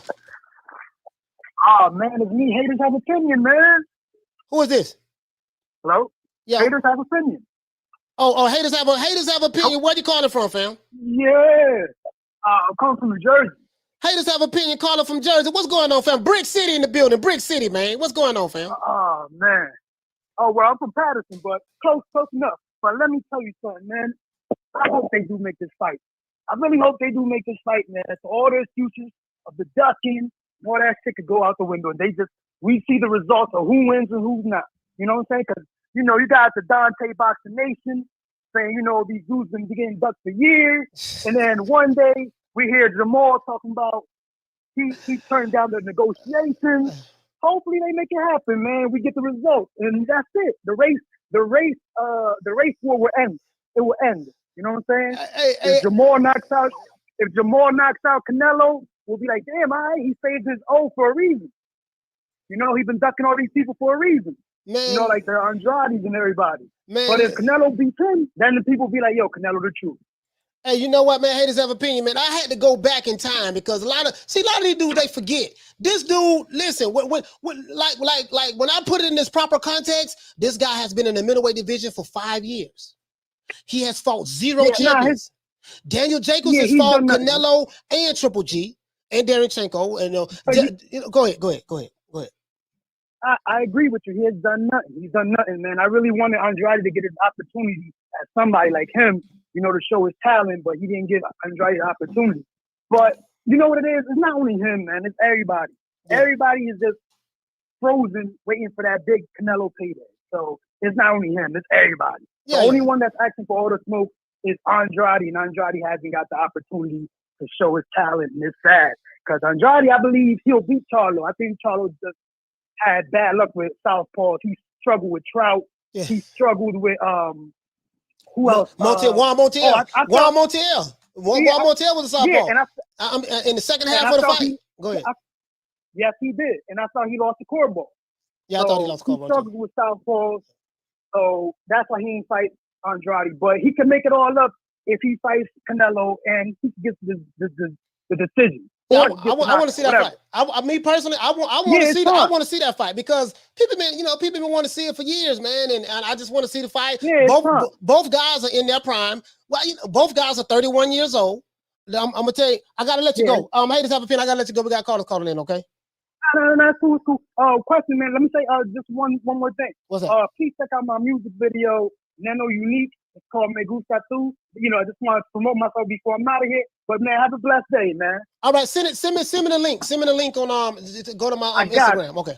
All right. All right, thank you so much. Yes, sir. Haters have opinions in the building. Shout out to Remy. Hey, okay. Dropping that $2. Bam, super chat on your boy. Hey, Leroy. Super chat received. Playtime's over, boy. He said, Coach, Reynoso said the Benavidez fight was with lead. Well, I don't know what that means. That's a new word to me. Hold on. We got a call calling in, guys. Hold on, we got a call calling in. I want to talk to the people, man. If you're new to the channel, please subscribe, hit the like button. If you're old to the channel, please subscribe and please hit the like button. Caller, what's your name? Where you calling from? Hey, what's going on, Coach? This is Alex Dominic from Dallas, Texas. Alex, what's going on, my brother from Dallas? What the lick read, man? What you want to talk about? Man, I just wanted to comment on the Charlo situation, you know, because 3 years ago everybody was blaming Canelo, you know, and those that know the business, everybody understood that Charlo needed to build up a little bit. But it's been 3 years and he didn't do nothing. He just kept his zero. He just kept winning, but not really doing nothing in the sport of boxing, not even in the middleweight division. And, you know, it's time. It's now or never. If he doesn't fight Canelo, the fight is not going to happen because we all know Canelo is not going to go down to 150 and he may go up to 175. Yeah. So it has to happen now or it's not going to happen at all. And I just have one question because I heard you talking about it earlier. I can't wait for you to disclose these pay-per-view numbers of this or this. For a minute, but they did less than 25,000. Rick Glazier will be on the show tomorrow, guys. Tomorrow, Rick Glazier is coming on the show. We're going to talk about these Louis King Kong Ortiz and Charles Martin pay-per-view numbers, it did less than 25,000. Wow. Well, as I predicted. As Well, I predicted. maybe they as I predicted. Maybe they learned their lesson. Maybe they learned their lesson and they started putting fights on free TV like they promote themselves when they first came into the picture. It was all about free fights on Fox and on mainstream television, and none of that has happened. It happened for like 2 years, and now we're back to the pay-per-views again. Yes, sir. Shout out to Alex, man, calling from Dallas, Texas, man. I really appreciate you, brother, for calling in. Thank you so much, sir, for calling, okay? Hey, take care, my brother. Good show. Yes, sir. Yes, sir. Yeah, man, I had to go back. Shout out to Deborah Booker. Shout out to the Queen Deborah Booker in the building. Salute to shout out to the Queen Candace Moody as well. She's in the building, yes, sir. Yo, man, see what it is, man. See, my thing is I try to keep it real as all the way possible. And I'm telling these people, man, listen, man, the people want to see results. As a matter of fact, let me pull up the receipt. See, that PBC shit, the problem is this. And I got a whole lot of stuff. Oh boy, y'all have no idea. My cuppeth runneth over. My cuppeth runneth over. I am full today. The spirit is in me today. The spirit of the boxing gods is in the old boy today. I am full because my cup is runneth over, and I want to share some of these good vibes with you today. Some of these good vibes with you today. Fanboys, Sunday show up on church. Rabbi Abernathy will be there to forgive you of your fanboy ways, your sins, and try to rebuke you in the name of cherry picking. Rebuke you in the name of cherry picking, and see can we get you off the fanboy bandwagon. When you come over here, I only have one policy: seek and destroy. I have a seek and destroy policy when it comes to fanboys. Reverend Abernathy said he's going to pray for me. He's going to put some special oil on my forehead. But until then, I'm not bullshitting with these guys today. I ain't going to be bullshitting today. Not going to be bullshitting tomorrow. We're going to go bullshit Monday, Tuesday, Wednesday, Thursday, Friday, Saturday. You know, Sunday, you're going to get a little mercy. Then we're going to do it all over again, man. Not going to be playing. Shout out to Remy for dropping that $2. Bam, super chat on your boy. Hey, Leroy. Super chat received. Playtime's over, boy. He said Reynoso said the Benavidez fight was welcome. Yeah, that's what he said. I don't know when he said it, because this interview he just did, he said something totally opposite of that. He just did an interview on the 9th. He said something totally opposite of that.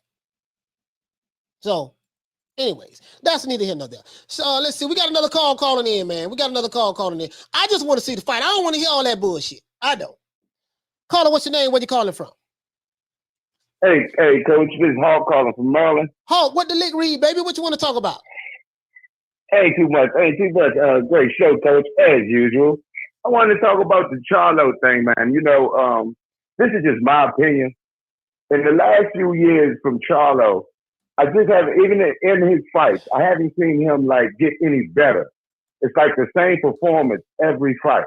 Yeah. And he doesn't display a confidence that I think that you would need to fight a Canelo. Like, the reason I've been wanting him to fight other champions and stuff so he can get used to that atmosphere. He's arguing with fans because they're saying stuff about him and stuff. He arguing with them.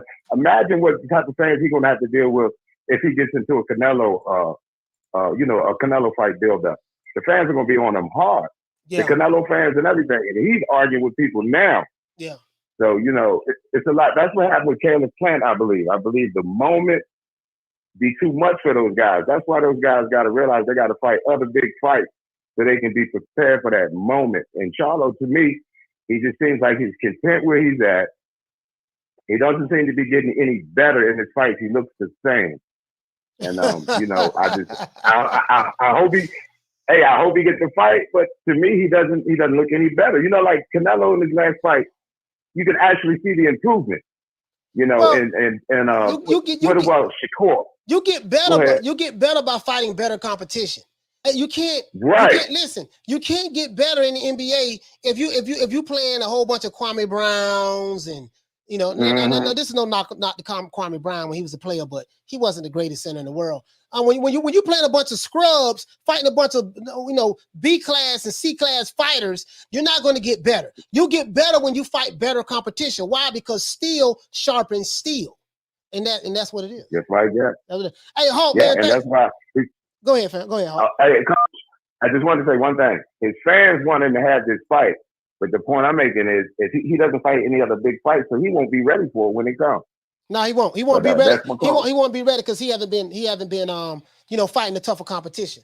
But shout out to my brother Hulk, man. Hulk, thank you for calling my brother. Yeah, man. That's all it is, man. That's all it is. See, we got to rebuke these fanboys in the name of cherry picking. We're gonna do that, right? Now let's go on over here. Now Rick Glazier put this up. He put this up on yesterday. He talked about, boxing enthusiasts speaking out again.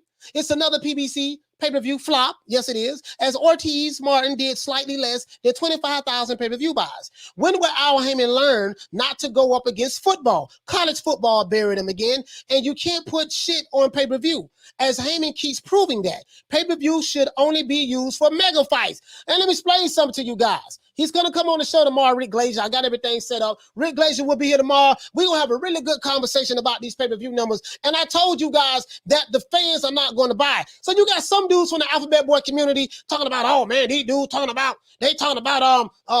boycotting, Spence and this and that, yada, yada. Nobody's talking about boycotting nobody, fool. What the people are saying is if they don't see a fight that's pay-per-view worthy to them, they're not going to pay for it. It's not a boycott. Didn't nobody say they're not going to watch the fight? The people will watch the fight. They just going to stream it now. If you don't give us what we want, we're not going to give you what we want. That's our money, period. So anyway, let's open up the phone lines. Hold on. Got a call calling in, man.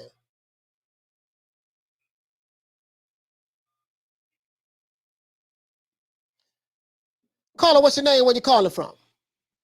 Hey, Coach, it's me again, Gus from Lancaster, California.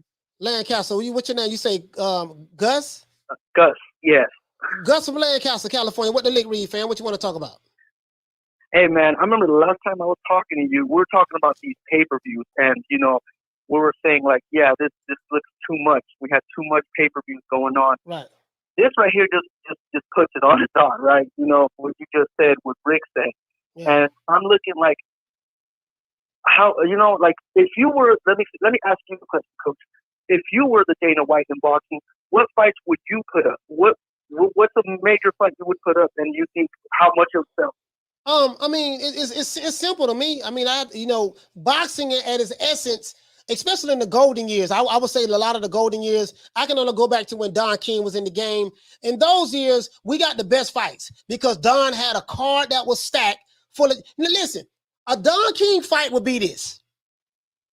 I'm just hypothetical. I'm not saying he promoted all of these guys, but I just want to give you an example for the sake of conversation. A Don King fight card, he would have Mike Tyson fight Lennox lose. I'm just throwing that out there, right? 2 champions, right? Yeah. Then on the undercard, he'll have Julio Cesar Chavez versus let's say Pernell Whitaker, right? They'll do a joint promotion with another promoter, right? Then he'll have Azuma Nelson versus Salvador Sanchez championship fight, right? Then we'll have a Sugar Ray Leonard versus Hagler or Hearns or Wilfred Benitez. That's what you will have on the Don King fight. You will have 5 different champions fighting on the same fight card. They got to get back to that. You can't be ducking and dodging, shucking and jiving, picking up the cherry tree. When you go to the cherry tree too many times, the people be like, look, dog, you ain't gonna shit on my plate and tell me it's meatloaf. I'm not gonna pay no pay-per-view for this. This shit should be free TV or cable anyways. That's what I would do. Take it back to the old school. Yeah, I mean, I remember when Thurman and, Garcia were fighting, I think that was free. It wasn't even pay-per-view. It was legit free on TV. Things like that I think are very good. But if you go have like Canelo versus David Benavidez or a Boo Boo against a Charlo, I could see that pay-per-view.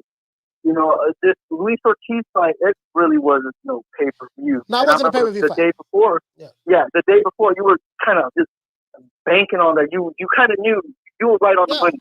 on the money. I remember. Yeah, I said it. Yeah, I said it. I can pull the show up where I said it. I said, man, this shit gonna do. As a matter of fact, let me pull up my prediction. I said this shit gonna do probably less. I said about 15, 20,000. I said gonna do like 20,000. Maybe no, I said 30,000. Yeah, I said 30,000. I said about 30,000. So up, and I said that.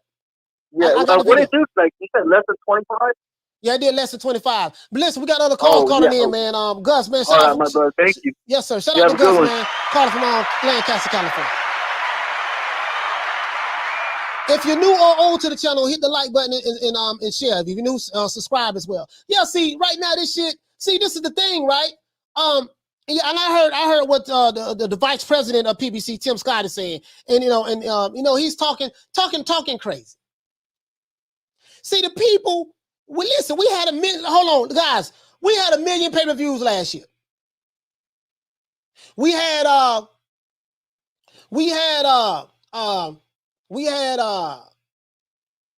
Teofimo Lopez, Campbell. No, that was the zone. We had Tyson Fury, Wilder. We had Canelo, Caleb Plant. We had Terrence Crawford, Porter. What else we had, guys? That was pay-per-view. We had Tank Davis, Isak Cruz. You see that shit did 52,000. They still ain't released those numbers on that, saying that they say Rick Glazer was lying, but Showtime, they haven't released any numbers, and Leonard Ellerbe and Floyd Mayweather haven't released any numbers. So as far as I'm concerned, Rick Glazer is telling the goddamn truth. Because you released some other numbers that Tank did when he fought Mario Barrios, but y'all don't want to release these numbers, so that's bullshit. We had a lot of pay-per-view fights last year. A lot. And let's see, guys. So the people ain't paying for. Listen, Luis Ortiz and Charles Martin is nothing. There's nothing pay-per-view about those guys.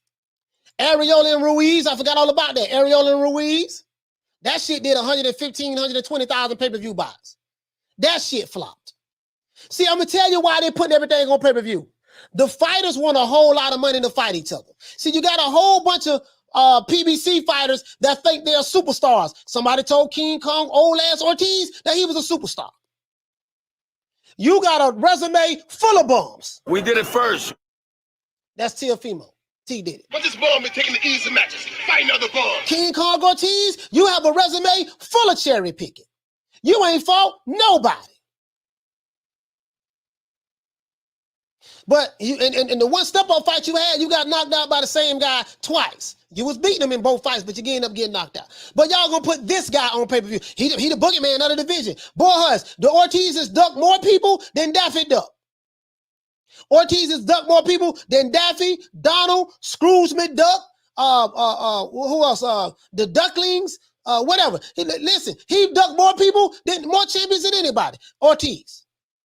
That guy you put on pay-per-view with Charles, I Walk the Earth Like a God Martin. And guess what? The venue was half empty. The Hard Rock was half empty. Half empty or half full, however you want to see it. Nobody was really there watching that shit. The people are sending you a message, Al Heyman. The people are sending you a message on PBC. If you ain't gonna give us the fights that we want, the people ain't buying that shit. Nigga, that's the boycott. They gonna watch the fight. They just ain't gonna pay for it. So for all you alphabet boys out there, I hope you understand that clearly now.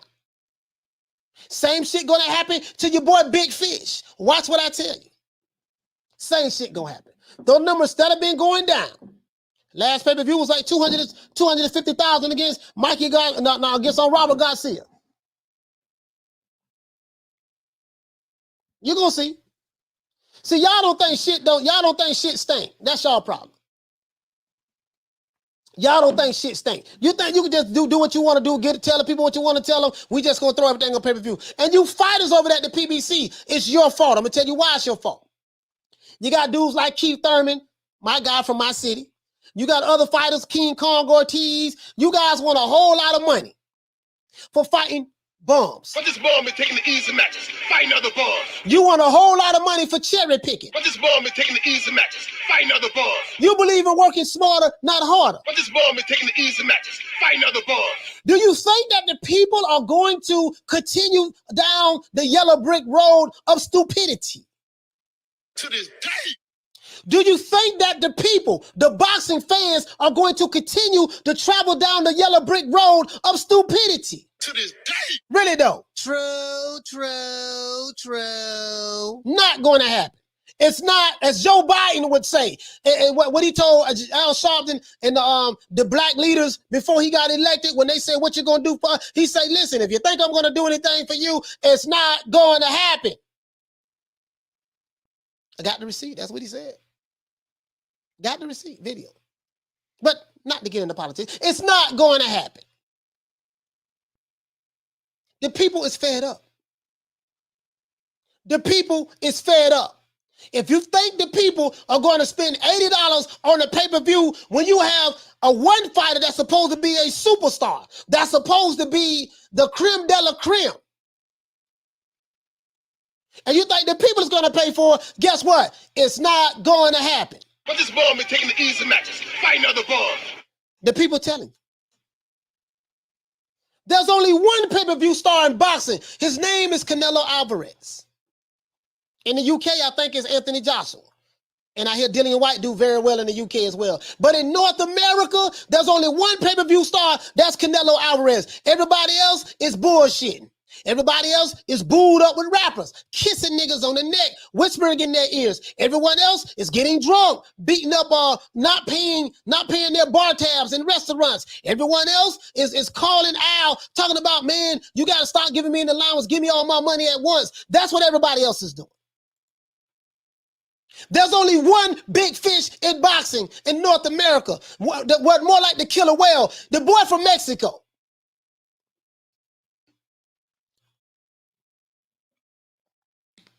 The Titanic is sinking. The Titanic is sinking. She said, exactly, Coach. Can't make nobody pay for what they don't want or didn't ask to see. That's right. That's right. The people have spoken. Now, guess what? Now, this dude right here, what he said? What dude right? He say, sound like a lot of hate to me.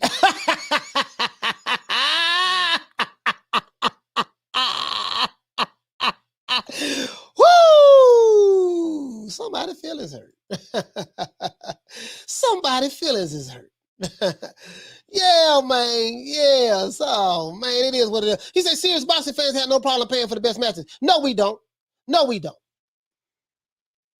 Arlette said AJ has more followers than Canelo, Coach.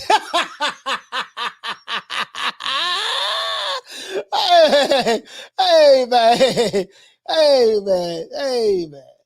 Hey, listen, man. Let's do this. Let's do this, man. Let's do this. So, King Kong Ortiz, they sold a fight for $40. Let's see. It was $40 a pop. $39.99.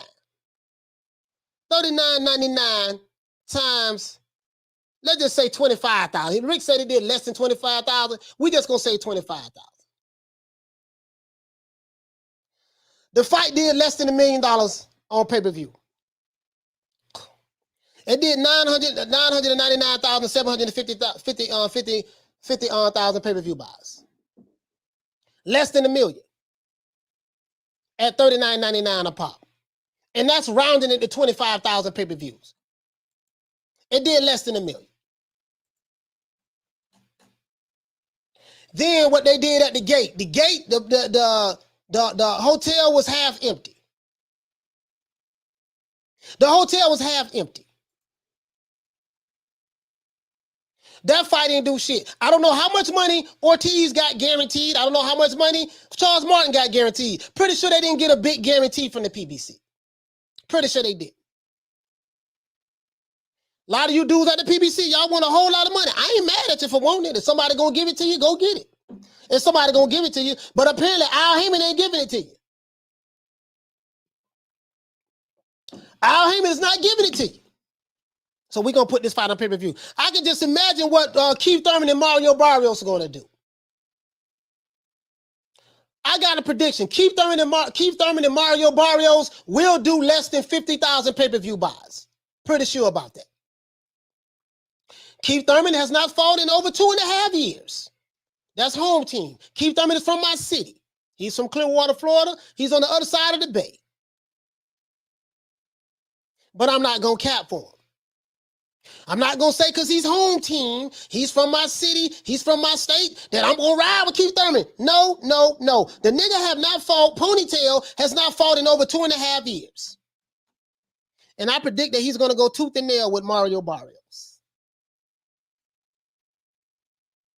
The people have spoken. To this day. They have spoken. True, true, true. If you're not going to give us the fights that we want, you're not going to get our money. It's not going to happen. This ain't no, we going to watch the fights. We're going to watch all the fights. I'm going to see every fight that Errol Spence have. I'm going to see every fight that any of those fighters over there have. Guess what? Just not going to buy the pay-per-view. Not unless if you got to fight the Tomato King. So guess what? So Al, when y'all go to Al, I want me $15-20 million.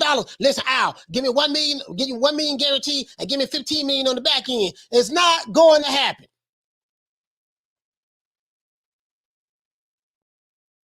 Outside of Deontay Wilder, when he fought Tyson Fury, the second fight, the only guy that got a guarantee of $10 million for what we allegedly hear of is Caleb Plant. And guess why he got that? Prior to that, on paper, on record, he was a $750,000 fighter. But we know he probably was getting like a couple mil to fight. Because they, Al Heyman take the rest of their money and roll it over into something else, and they get an allowance on the rest of their money that they call back end. It's their money. He just don't give it all to them at one time. But the only guy that's bringing that kind of money was Canelo Alvarez. Out of all of the fighters in the PBC, a non-PBC fighter named Canelo Alvarez got paid the most money, guaranteed money ever in the history of the PBC. I don't see Al Heyman giving Jermall Charlo $40 million guaranteed, plus pay-per-view splits and TV rights. I don't see Al Heyman giving Errol Spence that. I don't see Al Heyman giving Jermall Charlo that, or Jermall Charlo that, or any of those fighters over there. We know that PBC is a white-owned company. We know this for a fact. Show the receipts on that as well. But that's neither here nor there. But the boy that they call Canelo, translation cinnamon, from Mexico, he got that bag over there.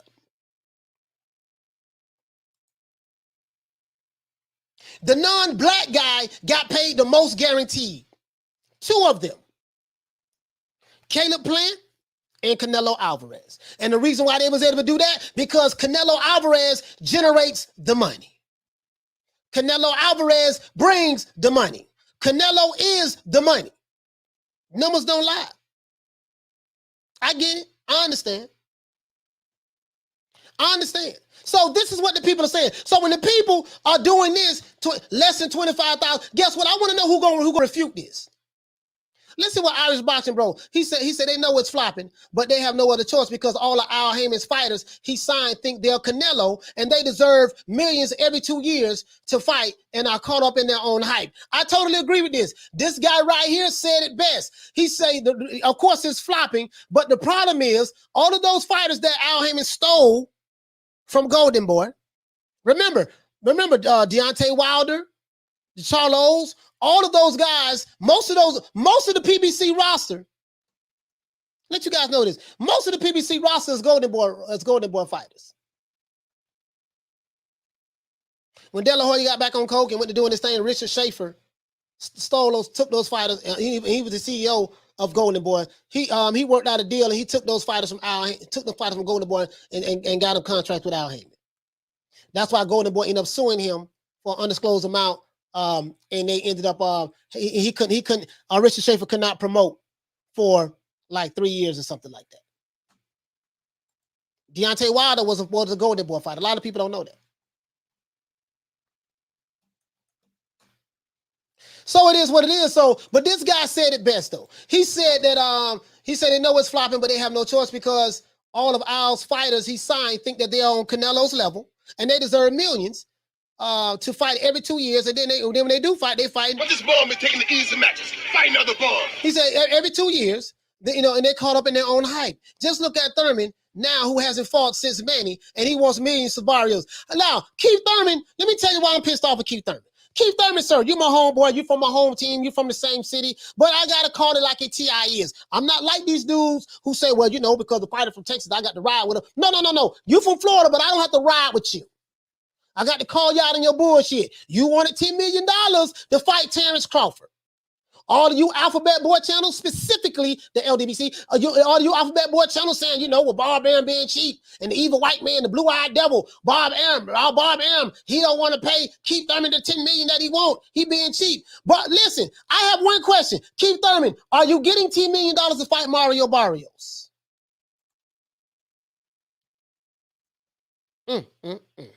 What? I said, Keith Thurman, are you getting the same $10 million that you wanted to fight Terrence Crawford? Are you getting $10 million to fight Mario Barrios? What? And if not, why are you fighting? Because you said, well, you know, I ain't fighting unless I get $10 million. Hey, okay. I'm pretty sure your ass ain't getting $10 million to fight no Mario Barrios. When it comes to certain fighters, you dudes have outrageous, you know, I want a yacht. I want the Titanic. I want a G5 jet. I want ice. I want Lambos with suicide doors. I want 20 mil in the bank. You want all this crazy shit. Nigga, you just fought for $500,000 to fight before. You just fought for $500,000, $750,000 to fight before, but then when y'all fight certain fighters, you want all this crazy shit. You know, come on, man. Come on. This shit is crazy. See, you've been listening to the LDBC too long, those dudes. Don't listen. When I say the LDBC, I'm talking specifically of 3 channels. 3 or maybe 4 channels. The leaders. And also the affiliate channels, the Dante's Race Baiting Nation, the AKHi TVs, the Boxing Nemos. You niggas went online capping, trying to make these fighters look like they're bigger than what they are. They believe the hype. They watch too many of y'all videos. Start believing that shit. They've been coming up with catchy slogans. Lions only. Big fish. Man down, strap seas. They've been coming up with all these flat, colorful names. How you like me now, though? How is it now? Fans ain't buying that bullshit. If you ain't gonna fight the best, you ain't gonna get it. Phone lines is open. I see I got some trolls in here. Caller, what's your name? Where you calling from? What's up, Coach? It's Corey from Texas. Corey from Happy Texas. Monday. What the lick real, fan? What's going on, bro? So they really only sold 25,000 pay-per-view live? They sold less than 25,000. Rick Glazier will be here tomorrow. Wow. That's really bad. Yeah. I mean, we knew that, though. I said that on the show. I said that on the show what they was going to do. We knew that because that wasn't like no, that wasn't. They at least do like 50,000. Like, all right, man, it's going to be bad, but I thought they at least like, okay, they'll sell 50,000, but 25, damn. I mean, bro, you got to understand, like Luis Ortiz and Charles Martin, who wanted that fight? Was that a pay-per-view fight to you? No, and you know what? Your point to me is just like you're up against college football. Like me, I'm big on boxing, but I'm a sports fan. So during the college football bowl season, no, you know, during March Madness, you know, it's going to be iffy. And that's why I think Eddie Hearn's zone played it good. Right after December 18th, they're like, all right, we're going to take a break. Right. After that. So, yeah, like when you up against stuff like NBA playoffs, like it's certain stuff. Like I watch boxing every weekend, no matter what. That's my number one. But when you're up against once a year, like you don't put a boxing match on the same night as the damn Super Bowl. Like certain stuff is just common sense. Yeah, I mean, and I think what it is to be fair, not to just bang on Al Heyman, but I think that Al Heyman could be a lot more flexible if the fighters wasn't demanding so much money. Right. These fighters say, I want to make all of this and all of that. I like, look here, man, my hand side, the money ain't there for you, but I tell you what we can do. We'll just take the fight and throw it on pay-per-view and see if the fans will buy it. That's what he's doing. Right. Well, that's what Bob Arum was saying. It's like they're paying these fighters too. There must even Floyd recently came out and said it, like, because you know Floyd is arrogant, all, but people forget Floyd had to work hard for his shit at the beginning. Yeah, he wasn't getting no damn $1 million salary after no damn 10 fights. You crazy? And then listen, as I said before, when you have that mentality, when you say, we believe in working smarter, not harder. You know what I mean? That's telling people that you believe in cherry picking and ducking. And we right. gonna put it what on. Do you think about Go ahead. What do you think about my bad, Coach? I didn't mean to cut you off. What were you saying? No, go ahead. Go ahead. Oh, I was saying, what do you think about them moving Clarissa Shields fight to February 5th? I personally think it was one of the dumbest moves there was. I know she's with Sky Sports now. She's not technically Al Heyman, but she talks about, women's rights and giving fight. I was going to actually pay the $30 to watch her fight and Eubank Jr. and I think Savannah Marshall fight on the same night. But then now she's competing with February 5th, Coach. That's a big date now. You got that on February 5th. You got the Keith Thurman fight on February 5th. You got an ESPN Plus card on February 5th. You got a DAZN card on February 5th. And I don't know if it's going to be hard to choose between if you're a boxing fan, $79.99 and $30. And if you're really a hardcore boxing fan, you really asking somebody to pay what, $120 in one day? I mean, I'm not gonna lie to you, man. Clarissa Shields she moves to her own beat.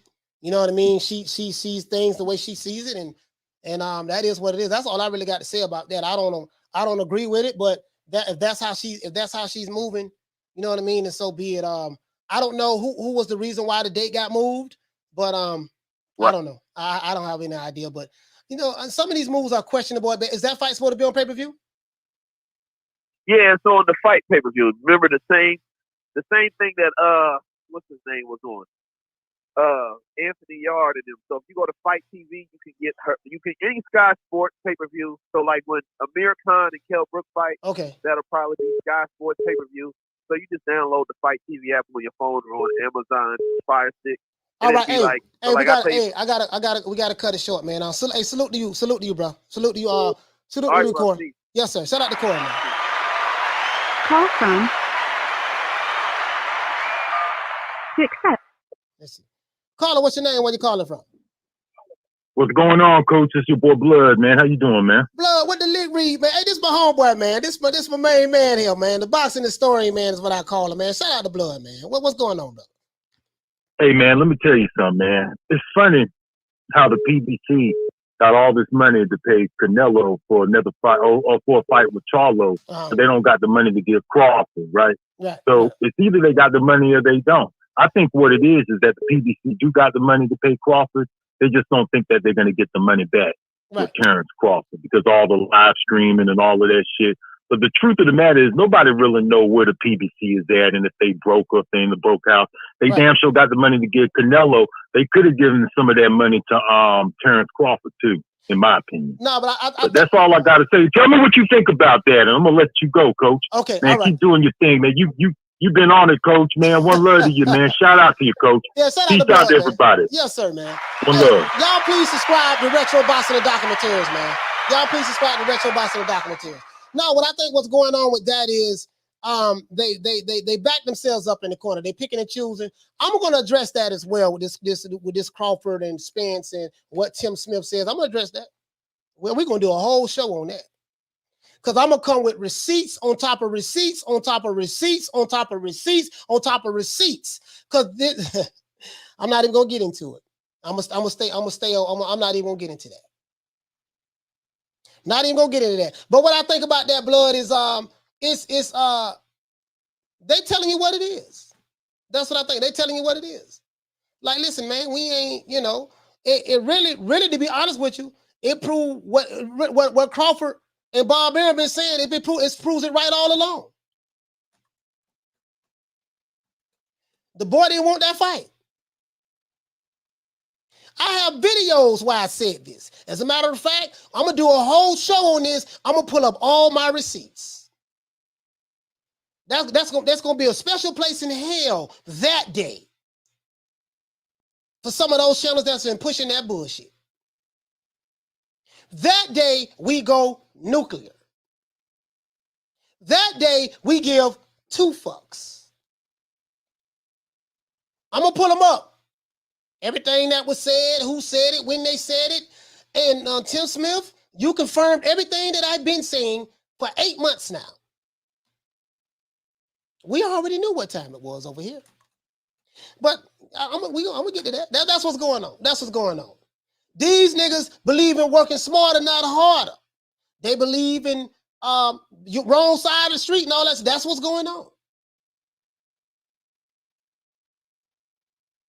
Wrong side of the street. Bob Arum, you signed to the wrong promotion company. Well, he a free agent now. He not over there anymore. Let's move the goalposts again. And let's move the goalposts again. And let's move the goalposts again. And again. And again. And again. And we gonna keep on moving the goalposts. And we got our affiliate channels out there that's gonna continue, you know, like the Boxing Voices and we're gonna continue to spit the narrative. I got something for you niggas ass, boy. Yeah, all of y'all, I don't give a fuck. And to the trolls in the chat.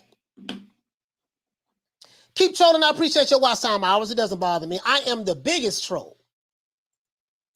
To the trolls in the chat, I am the biggest troll. As a matter of fact, let's do this. Run a couple of these niggas off the block. Warning, warning, warning. If you are a troll that's in the chat that's trying to get my attention, I will not pay your ass any attention. Warning, if you believe in race baiting, race hustling, pushing false narratives, you will not get my attention. If you want to come over here and think that you can throw the old boy over his square, you will not get my attention. I give two fucks about a troll. I don't give a damn about what a hater got to say. Care nothing about the leadership of the Alphabet Boy community. I am here to desecrate, seek, and destroy. I care nothing about your friendship. I care nothing about being homies. I care nothing about being down. I care nothing about being your partner. I told you about that PBC shit. The PBC is a white-owned company. I broke that down already. All your fake Wakanda Forever stories, say that shit.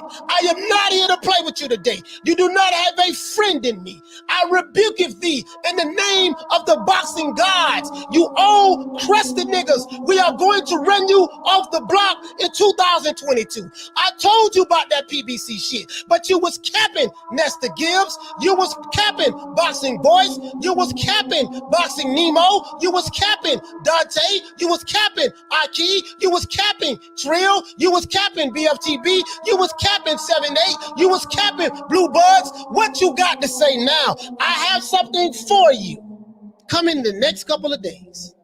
I give two fucks about what a nigga got to say. Phone lines is open. Phone lines is open. They open. I want all that smoke. I want all that smoke. Well, whatever. It don't matter to me. I said it, but I'm going to say that. And I got something for you in the next couple of days. We're going nuclear. But now, when Floyd Mayweather said that we believe in working smarter, not harder, you know, Tank Davis' team will handle that. We got another call calling in. Sorry about that. We got a call calling in, guys. Maybe we'll see. Caller, what's your name? Where you calling from?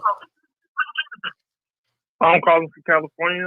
What's your top 10? What's your name? Adam. All right, your name Adam. You calling from California. All right, well, what you want to talk about as it relates to the subject matter? Oh yeah, top 10. I got to think about that. I don't have a top 10 right now. You don't? Nope. I probably have like maybe a top 3 right now, but top 10 I got to look at everybody, look at the landscape, put it together. All right, what's your top 3? Canelo, Crawford, and I would probably say Usyk right now. Probably Usyk. Okay, all right. anything you want to talk about as it relates to the show? I just wanted to, see your top 3. That's about it. But yeah, I like each other. All right, for sure. Appreciate that, fam. Holla at you. Caller called in. Adam for California. Adam for California called in.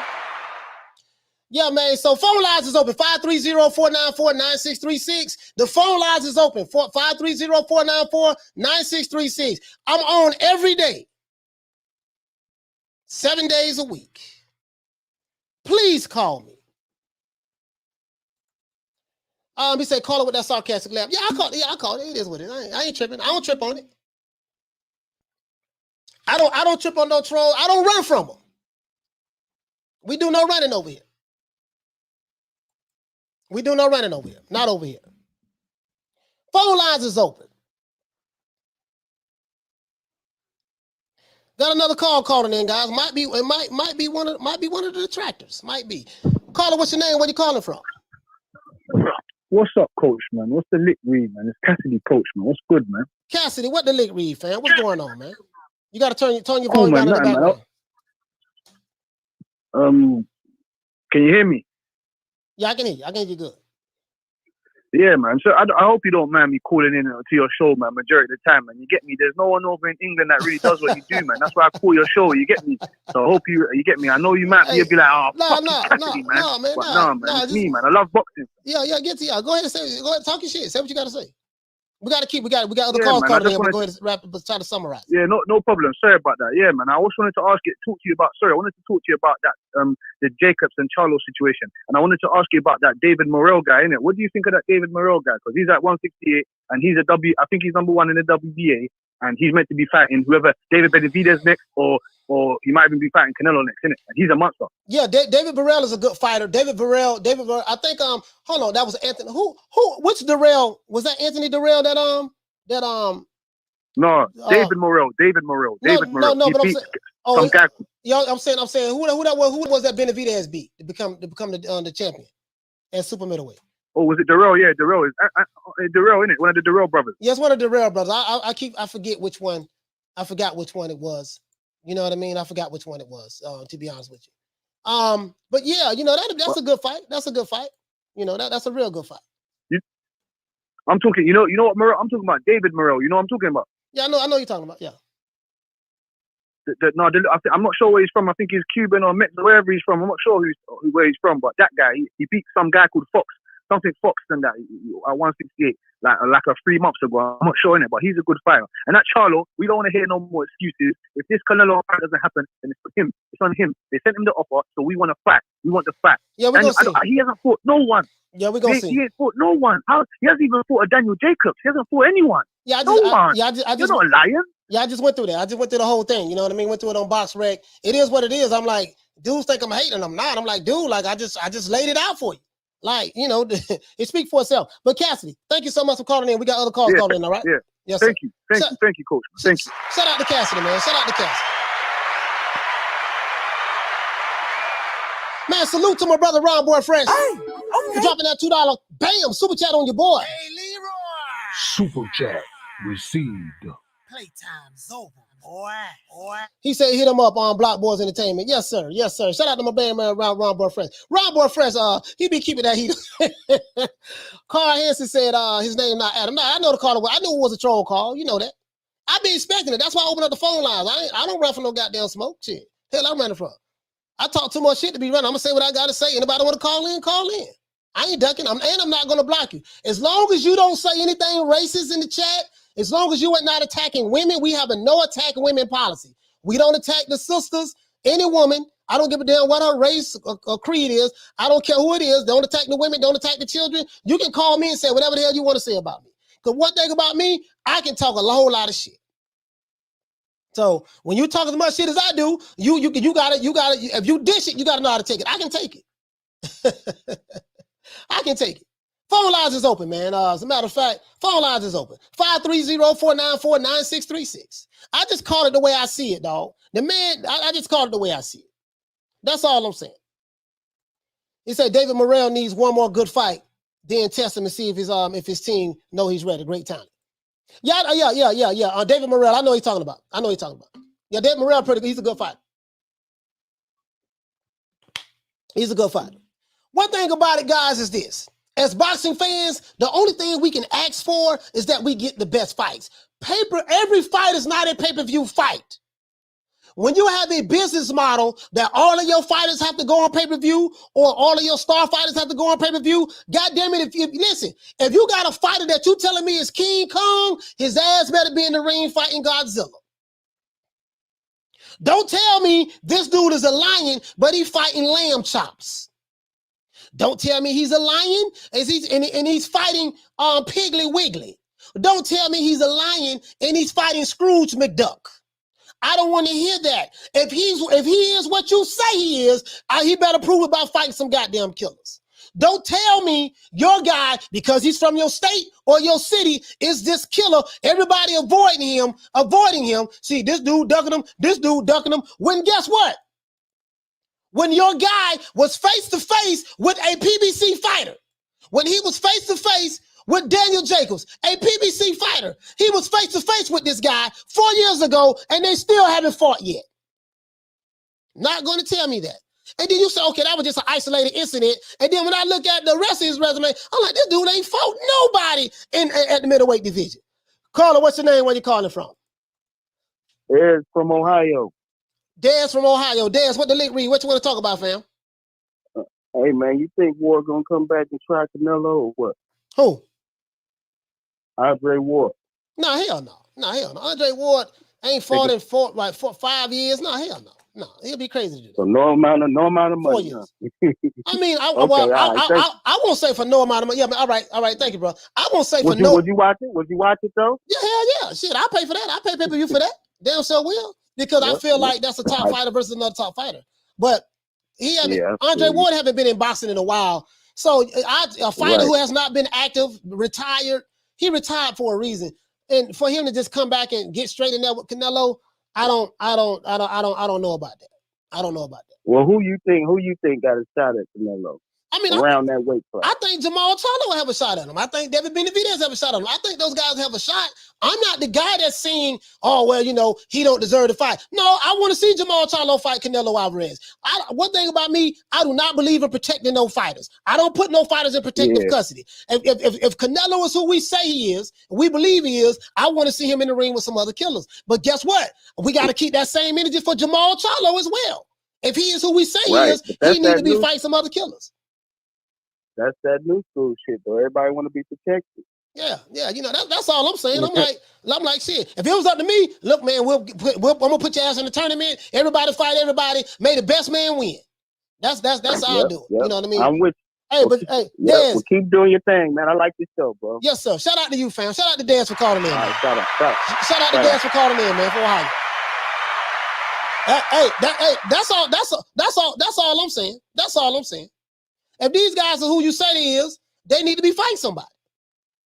I don't want to hear no shit about, yeah, man, David Benavidez, he don't deserve a shot at Canelo. No, he does deserve a shot at Canelo. Everybody who's boxing, if he's the number one guy, I want to see Canelo fight David Benavidez. Because, see, I want to clear up everything. I want to know if the Canelo fans are right. Well, you know what, man? Canelo has beat this dude. He don't deserve to fight with this dude. The only way we're going to know unless they fight each other. He said you can see the callers be confused. Coach ain't no fanboy. Yeah, listen. Yeah, bro. I can't do it. I listen. Nah, hold on. Let me show you guys this. Show you guys this here. Because we got to do this. We got to do this. Hold on. As a matter of fact, let's hear. It's something that Kurt DeVille said. I wanted to share this. Shout out to Kurt DeVille Boxing. I do not own the rights to this material. This is for educational purposes only. This is what's going on with these pay-per-views as well. I want you to hear this. PBC has had over the past year. How do you reconcile this with the free TV model that most folks tied PBC to? So listen, remember when PBC first started, they had the free model. Keith Thurman used to fight on free TV. Remember they said, I remember the promotions back in the day. Let me, as a matter of fact, let me do this. I was gonna pull out the receipts when they first started. They were saying everything's gonna be on free TV. I have commercials that they've ran. I have them on my Twitter page. I can show you the receipts. One thing about me, if I say some shit, I can show you something to back up what the hell I'm talking about. And as a matter of fact, I might need to do that because I can't assume that you guys know this. I can't assume that some of the subscribers know this, that PBC used to be said they was free TV and free boxing and all that. I can't assume that. So let's find Keith One Time Thurman. I got some videos of Keith One Time Thurman. Let's see, showing Jermall Charlo right here. Keith One Time Thurman. Hold on, guys. Hold on. Keep strolling down the yellow brick road here. Where Keith Thurman at? Keith Thurman. We got Leonard Ellerbe right there, snots his nose. Old man Ortiz. We talked about that there. I had a receipts on this. Keith Thurman, free TV. Where you at, boy? That's when the PBC first came out. They was talking about free TV. I'm gonna assume everybody saw it. I'm gonna just have to assume that I have it though. But if you remember PBC, that's what they were saying. That's what they were saying. If you remember the PBC when they first came out, everything gonna be free TV. I got the commercials. I just don't want to waste the whole. I just don't want to waste the whole time. But let's see this. Hold on. Let's see what Kurt talking about. Kurt, I like his breakdown of it. Shout out to Kurt DeVille, Counterpunch Boxing. Once again, I do not own the rights to this material. This is for educational purposes only. This is Tim Smith. Tim Smith is the vice president of the PBC. And let's continue. Vice president or PR or some shit. Well, there's still free. There's still free TV for boxing. Vice president of communications. Sorry about that. It might not be what people conceptually thought, was going to be free TV, but guess what? You can't have, Danny Garcia and Keith Thurman and Sean Porter and Errol Spence and Deontay Wilder, routinely fighting on free television because of the demands of their salary demands. All right, let's stop right there. He said that we cannot have Keith Thurman, Deontay Wilder, all of the PBC superstars. We can't have them, Danny Garcia. We can't have them fighting on free TV because of their continuously fighting on free TV because of their salary demands. Stop right there. Because these fighters at the PBC, they want to make Canelo Alvarez type money, which ain't nobody getting Canelo Alvarez type money. The only one that's busting Canelo ass is Anthony Joshua. Anthony Joshua getting every bit of what Canelo getting. Anthony Joshua's the only fighter I know got paid $85 million, 85 million pounds to fight in the UK. Fight in Saudi Arabia. So he's a cash cow in the sport of boxing. The numbers ain't lying about that. But anyways, because of these fighters, they want to make a whole lot of money fighting B class and C class fighters. They can't afford to put it on. They can't afford to put it on just free TV or regular cable. They can't afford to do that because Keith Thurman want too much money. I want $10 million to fight Terrence Crawford. Let's see if you get $10 million fight Mario Barrios, Keith Thurman. I'm anxious to find that out. Let's continue. From a financial standpoint, it doesn't make sense. All of those guys have fought on free TV, but guess what? When they fought on free TV, all people did was rip the fights. Oh, this fight sucks. This is horrible. Can't win, right? Why is he fighting this guy? Why is he fighting? So he's complaining, saying that when they did have fights on free TV, fans are saying that this fight sucked because, fans are complaining about it, right? He's fixing to justify what they're doing.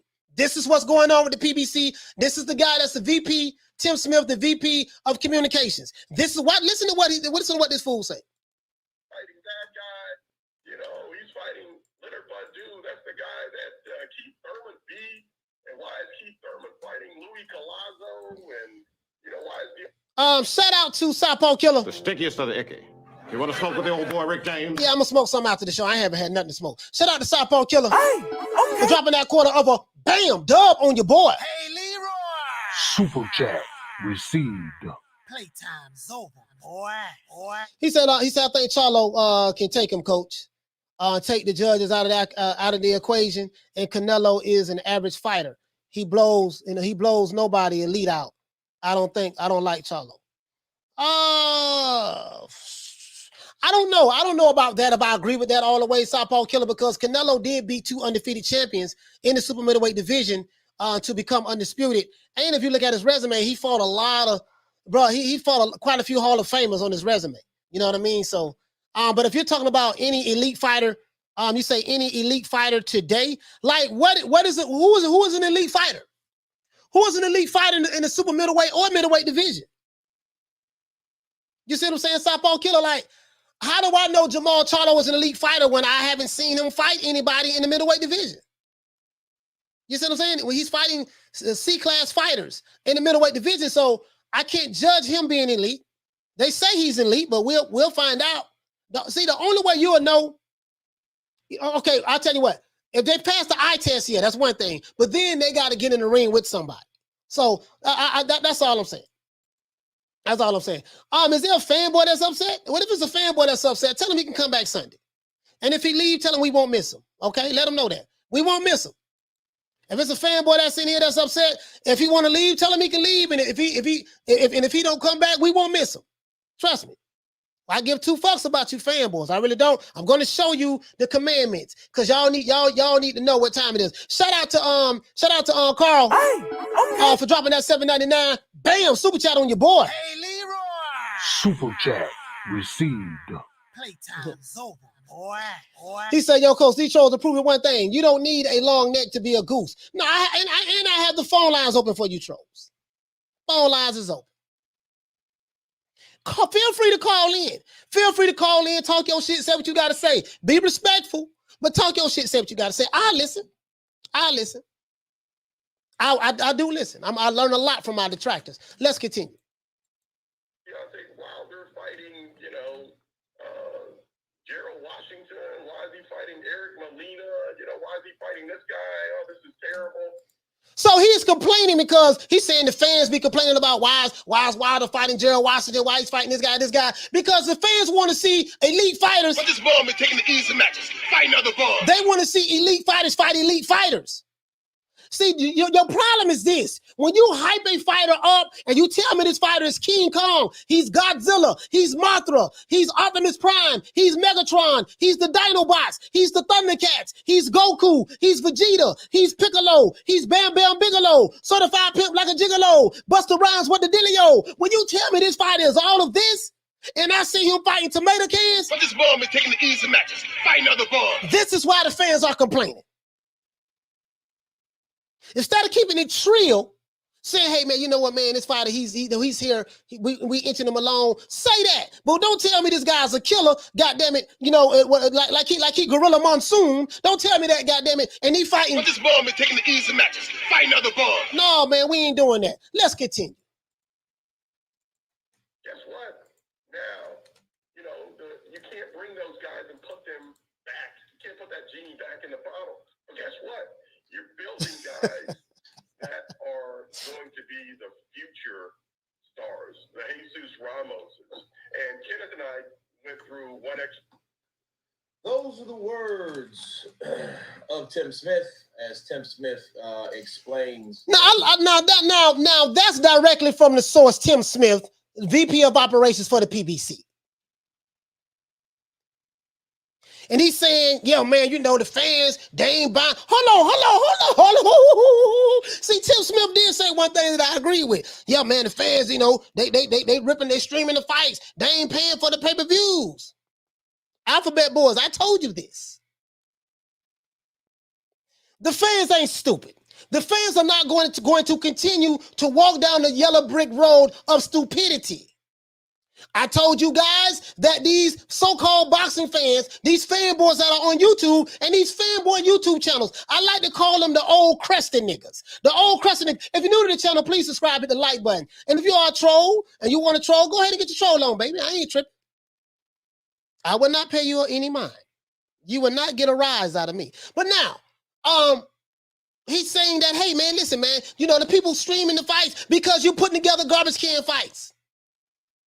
Luis Ortiz and Charles Martin did less than 25,000 pay-per-view buys for a reason. Tank Davis and Esau Cruz did 52,000 pay-per-view buys for a reason. Keith Thurman and Mario Barrios, I'm pretty sure that shit, they're going to be shaking like booty meat as well. And it's going to be shaking like that for a reason. Some of your biggest stars over there, the pay-per-view numbers have been declining since they fought Mikey Garcia.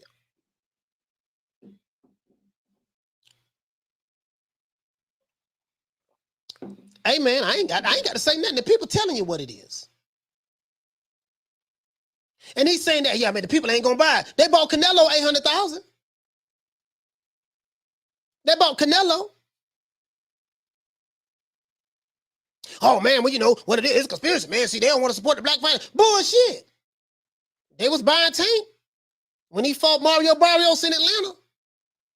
200,000, that ain't no hell of a number. That's a flop to me. But it's not a flop from a business standpoint if you're paying the fighter low money. If you're only paying them a little bit of money up front, guaranteed, and roll the rest of it in, roll, you know how the PBC do it, and roll the rest of it up into something else and give them an allowance on that money every week or every month, then there's nothing wrong with that.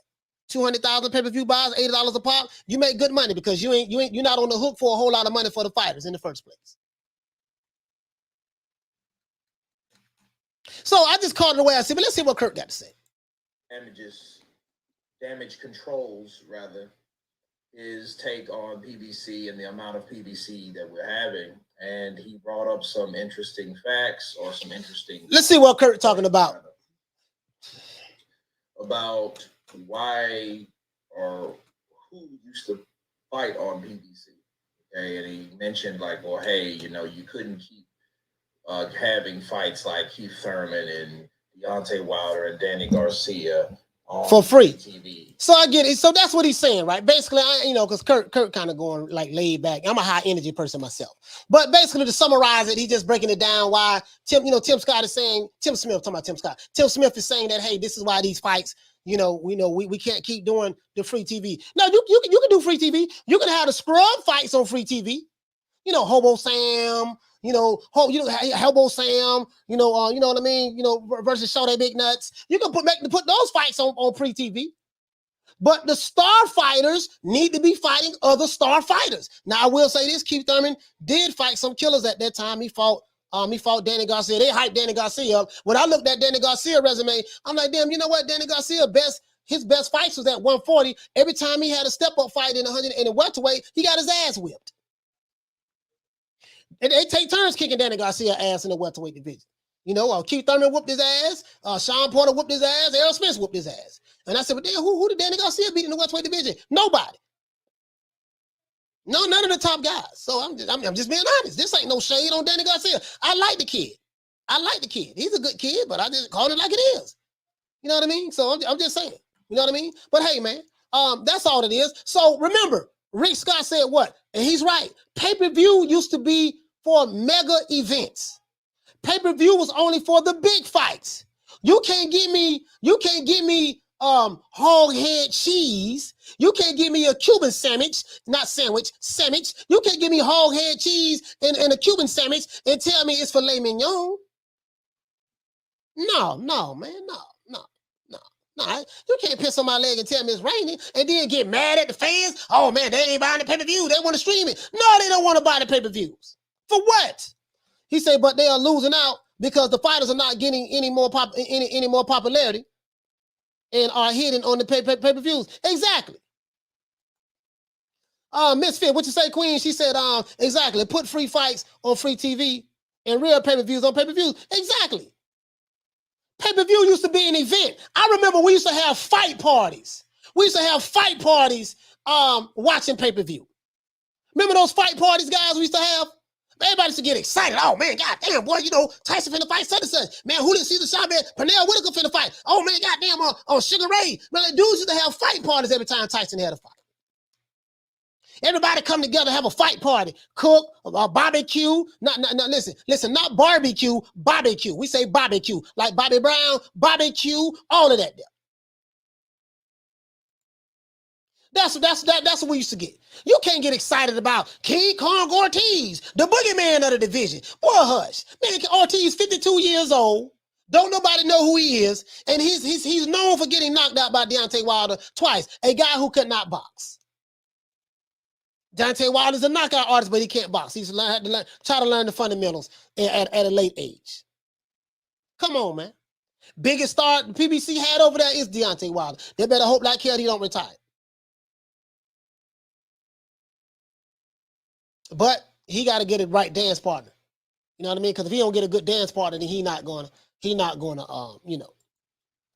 He say live streaming, cut their plans. Shorty want them suckers 8-9 years ago. Just entertainment at this point. Yeah, man, that's what it is, man. Shout out to the Queen Misfit. She said, yep, it was awesome. It was real awesome. That's what's going on. This what's going on. You see what I'm saying? You know, you're going to give me a hog head cheese sandwich and then tell me it's filet mignon. Boy, hush. He said, the best fight the best that the fans will pay good money for. Coach. Exactly. That's all the fans are saying. But see, Floyd Mayweather said it best. His team would take care of that. You know, we believe in working smarter, not harder. Well, I'm not trying to make another promoter rich. You know, we have a plethora of fighters with Mayweather Promotions and the PBC that Tank Davis can fight. And so the PBC, that's their motto. We don't believe in making another promoter rich. Now, they've been forced to have to work with other promoters now.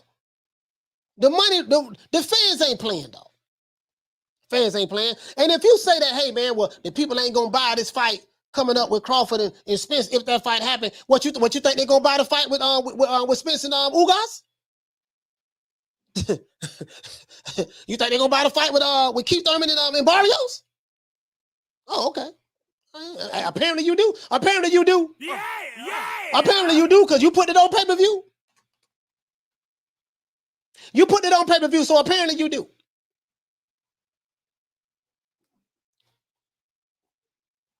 And then you crying that the people been streaming the fights. Why shouldn't they stream the fights? Again, as I said before to you alphabet boys, we ain't boycotting the fights. We just ain't paying for them. We streaming it like you niggas streaming. Y'all do all that talk. I spent over $300 in pay-per-views last year. Guess what? I would not spend any more. If I take that back. I will buy your pay-per-view. But the only way I'm going to buy it, I have to see the fights that I want to see. If you ain't going to give me the fights I want to see, you ain't going to get my money. I don't want to hear this shit. I don't, you know what? Cocaine's a hell of a drug. I don't want to hear it. You see what it is, See what it is, baby boy. See what had happened was, I don't want to hear all that nigga explaining. Don't want to hear that. Constantly. And he said because when that happened, people complained. Well, break it down, Kurt. People are still complaining. The only problem now worse is now they're complaining because we're getting fights like Mario Barrios versus Keith Thurman that we shouldn't fucking get. Exactly. We shouldn't receive any of those. Exactly. Those fights like that should supposed to be on free TV. Exactly. And what Tim Smith is overlooking, he's overlooking the fact that they're putting that pay-per-view, or they putting these fights on pay-per-view because they don't want to pay the guarantee, because they can't honor the guarantee of the fighters anymore, because something happened to the budget. You guys remember that $925,000 to my $1 million deal, or almost close to $1 billion? What got for Waddell and Reed and all that stuff from other hedge funds. That's why he was allowed and able to put these fights on PBC. There hasn't been that many fights on PBC since 2015. Okay, to eat up those expenses. Kurt hit the nail right on the head. Hit the nail right on the head. As a matter of fact, hold on. Put these fights on PBC. Listen, you're putting Mario Barrios and Keith Thurman on pay-per-view. This is what killed your pay-per-view. This is what killed you. If there's anything that would be the death of the PBC, and I'm not saying it is, I know they don't like support, they're shaking like booty meat right now, but if there's anything that would be the death of the PBC, it's because you took non-pay-per-view fights. You took the Floyd Mayweather blueprint. You believe in fighting in-house fights. You don't want to make another promoter rich. You don't want to. Now, the fighters that you stole from another promotional company, PBC fighters used to be Golden Boy fighters. PBC fighters used to be top-ranked fighters. Your whole roster is mostly Golden Boy fighters. Deontay Wilder was a Golden Boy fighter. The Charlos, Errol Spence, all of these was Golden Boy fighters at one point in time. Garcia's. Yeah. Now, and you say these guys are the superstars. Okay, guess what? They still want that superstar money. Only problem is they not fighting superstar boxers. So now you complaining that the people ain't supporting y'all like they're supposed to. The people gonna support. The people just want to see the fights that they want to see. Can't have it both ways. Don't give me a Cuban sandwich and then tell me it's filet mignon and you want me to pay $100 for it. Nigga, that's a Cuban sandwich. I know a Cuban sandwich when I see one. I know hog head cheese when I see one. I know pig's feet when I see one. I know pork chops when I see one. Not pork chops, pork chops. I know that. Don't tell me, goddamn it, that's a T-bone steak. I know better than that, right? I know better than that. Don't tell me that, hold on, man. As a matter of fact, don't tell me that this fight is this and that, and I know it's not this and that. We gonna put it on pay-per-view. Just because you put it on pay-per-view don't mean, goddamn it, that everybody gonna buy it. That's for real though.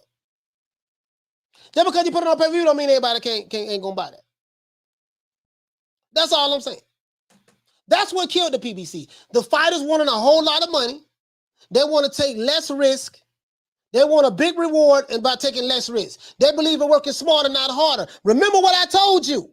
Any promoter, Floyd Mayweather, tells you that they believe in working smarter, not harder. What is he saying? He said we believe in ducking and cherry picking. Working smarter means cherry picking. You know what I mean? We believe in working smarter, not harder. You see what I'm saying? Not harder means ducking. See, the hard fights mean to not duck the tough fights. Working smarter mean we are going to pick it from the cherries. That's what that means. Right? Let's go ahead and do this, man. Hold on. I'm not finished. I'm going to go ahead and hit y'all with this one more again. Because I want to show you something. I really want to show you guys something. Because if just in case these guys are new to the channel, and just in case they're new to the channel, you know, I just want to let you trolls know something. If you think that we are soft over here and we love we just not, when I say soft, I mean you think we soft on the fanboys, we soft on the troll. See, I'm a professional troll. I don't mind the trolling. Step your troll game up though. If you want to troll me, you're going to have to step your troll game up. I am a professional troll. I have a master's degree in trollology. I have a master's degree in trollology. I got some stuff I'm going to be dropping very soon. Step your troll game up. And when the phone lines be open, call in, man. Call in. I want to hear from you. I want to hear from my detractors. That's who I want to hear from. I want to hear what you got to say. I'm finna pull up the commandments right now. I'm putting up the commandments because I want to show you guys something. Some of these guys who might be new to the channel, we're gonna pull these commandments up right quick. If you're new to the channel, you're gonna have to pledge allegiance. If you're new to the channel, you're gonna have to pledge allegiance to the 16 commandments. We moved it back up to 16. Jerry E says, I work smarter, not harder, but I still get my company an honest day's work. PBC don't give us an honest day's work. No, they don't. They don't, and that's the problem. If you're new to the channel, understand this is the rules of engagement. And I want to go all the way down to the bottom first. It says these are the commandments that all of our subscribers must believe in order to be a subscriber of this channel. Let's go all the way back. These are the 16 commandments. I took it back up to 16, guys. The 16 commandments from the Holy Book of the Boxing Gods. Listen, if you're new to the channel and you're a new subscriber, this is for you. If you are a troll, this is for you. If you are a fanboy, this is for you. My new subscribers, I want you guys to understand we are a different boxing channel. We do not fanboy. We do not cap, and we have our own commandments over here, and I'm gonna break it down for you right here, okay? The 16 commandments from the Holy Book of the Boxing Gods. Commandment number 1. And as a matter of fact, commandment number 1. Thou shalt not picketh of the cherries if you are an elite fighter. Jermall Charlo, sir, you've been picking cherries for 5 years since you've been in the middleweight division. You have fought 0 champions, sir. They say you are an elite fighter. They say you are a lion. Nigga, I can't tell. That was for Jermall Charlo, right? And that's for any fighter that's an elite fighter that strategically that has a strategically choreographed career, and he's supposed to be an elite fighter. Stop picking cherries in your prime if you're supposed to be this elite guy. There's no reason why you should be a middleweight for 5 years and you have not fought any of the champions in your division, but the other champions have fought each other in that division. Make that make sense to me.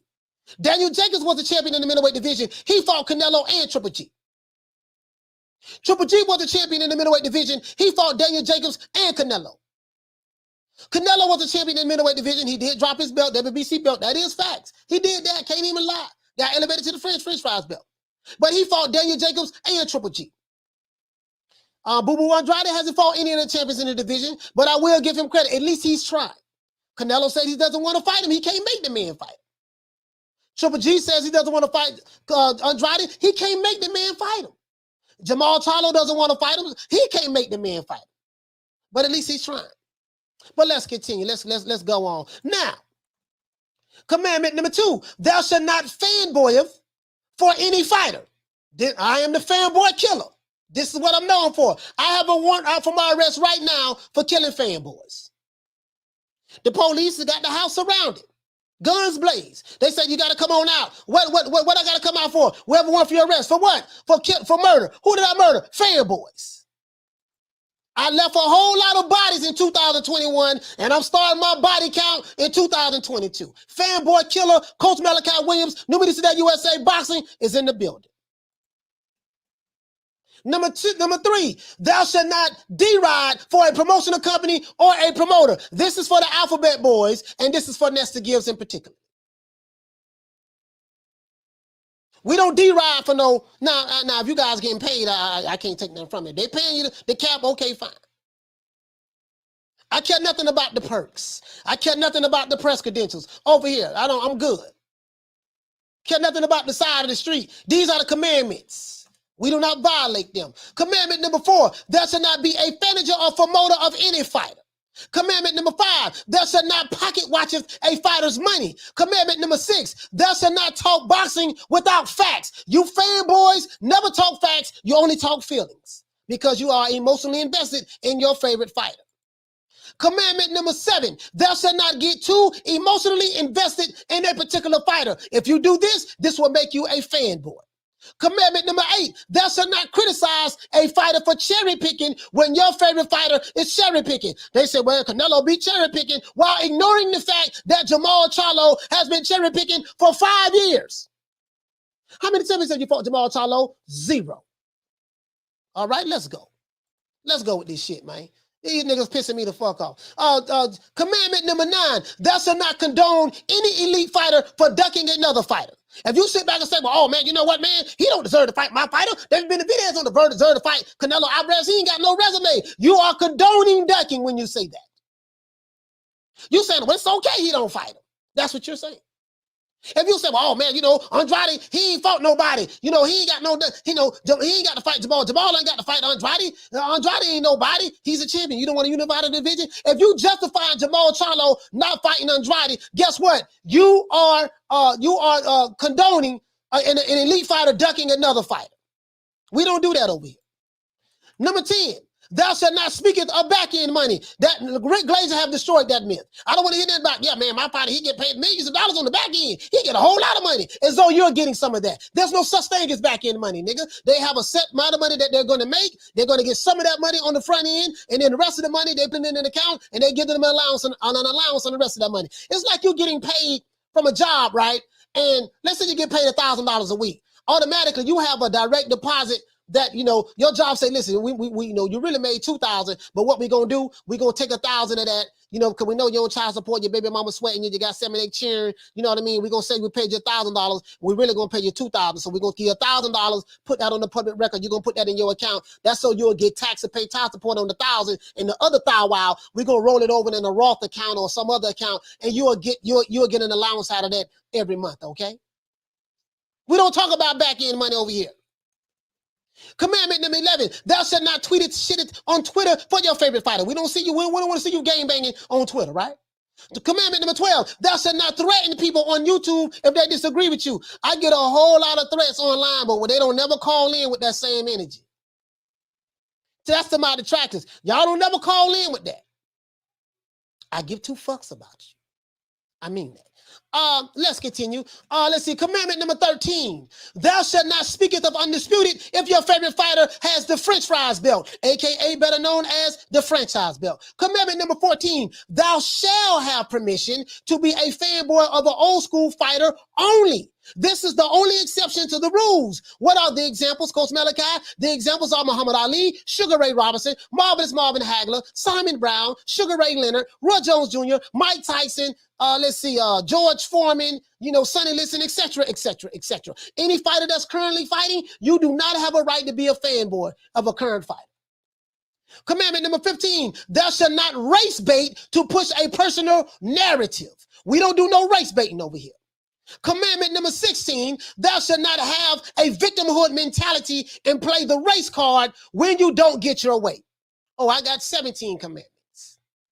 And commandment number 17, I need to correct that. Thou shalt not violate any of the commandments under no circumstances.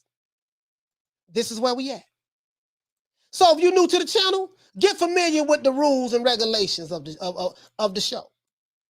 This is a no fanboy zone. You will be able to find this right here under my community tab. When you see it, when you see the avatar when you see the picture of Terrence Crawford, when you see this picture right here, you know this is where the commandments is at right there. So we're not playing over here. My style, my delivery of my message is not the nicest in the world. I will admit that. My style is, kind of, it rub people the wrong way. It does. I have quite a few of these. Some of your favorite YouTube channels, they hate my guts. They don't like me at all. I understand that. Understandably so. And they should hate me and they should not like me. Nothing wrong with that. But if you're new to the channel, understand this is a non-fanboy channel. We don't give a damn what side of the street you on. The only thing we want to see the best fighters fight the best fighters. We don't cap for no fighter. I want to see all of these top guys fight each other. I don't want to hear no shit about no other side of the street. You with the wrong promotional company. I don't want to hear call Al. I don't want to hear none of that shit. I'm cut from a different cloth. I was born in the 70s. I'm old school, like Black Jack Mulligan, like Dusty Rhodes, like Kevin Sullivan, like the original Four Horsemen, Telly Blanchard, Arn and Ole Anderson, the Golden Boy Ric Flair. Woo! Dusty Rhodes, Jimmy Superfly Snooker, old school like that. Marvelous Marvin Hagler, Wilfred Benitez, Sugar Ray Leonard, Sugar Ray Robinson, the great Muhammad Ali, Sonny Liston. You see what I'm saying? We cut from that cloth. We ain't on this new booty shit. We not on the skinny jeans, sagging to your knees, kissing rappers. We don't do that over here. If that's what you into, hey man, more power to you, baby. But we not into that over here, okay? Now, shout out to everybody. Give everybody a round of applause, man. I just want to let you know. Just want to let you know. And what I want to do, man, hold on, guys, hold on. Hey, I'm having a lot of money on you, man. Well,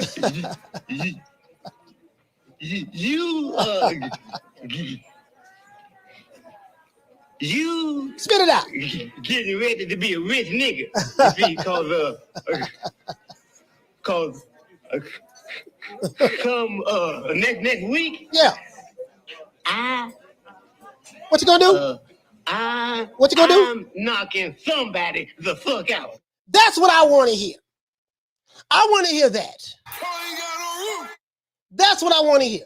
I don't want to hear this. I'm sorry? 160 is my weight division. I want to unify. I want to get Golovkin in the ring. I want to bring him to Houston. You know what I'm saying? I want to get Canelo out here to Houston. If they really to come down to 160, this is my weight division. And we got to leave on a positive note. Shout out to my main man, T. Diddy. We did it first. And we motivate even the greats. This is different. You understand? We have Jennifer Lopez, we have Maluma, we have J Balvin, we have. So when I called him up, I was like, "Yo, what do you think? What do you think, Eddie? If we bring the belts together?" And Eddie said, "That shit is a good idea." I think the only person that can beat Canelo right now is like maybe 4 years or 5 years from now, my son. You know, like Triple G and Canelo and all these guys, they're bums, bro. They're bums. But once Teofimo became undisputed, look how many champions we got that's undisputed now.